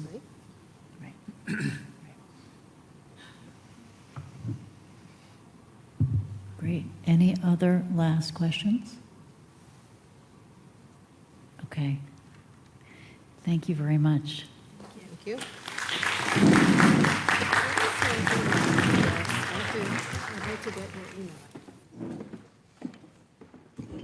I'd like to thank our panelists for their presentations and for all of our panelists today. I think we accomplished a lot. We're 15 minutes early, which is sort of like a sentinel event for this group. I think the reason I've attended a lot of research meetings for NIOSH, and I think the great thing about this meeting is the sharing of information and the way that people are trying to make suggestions to help other people in terms of their research. I think that's a real strong point of this meeting.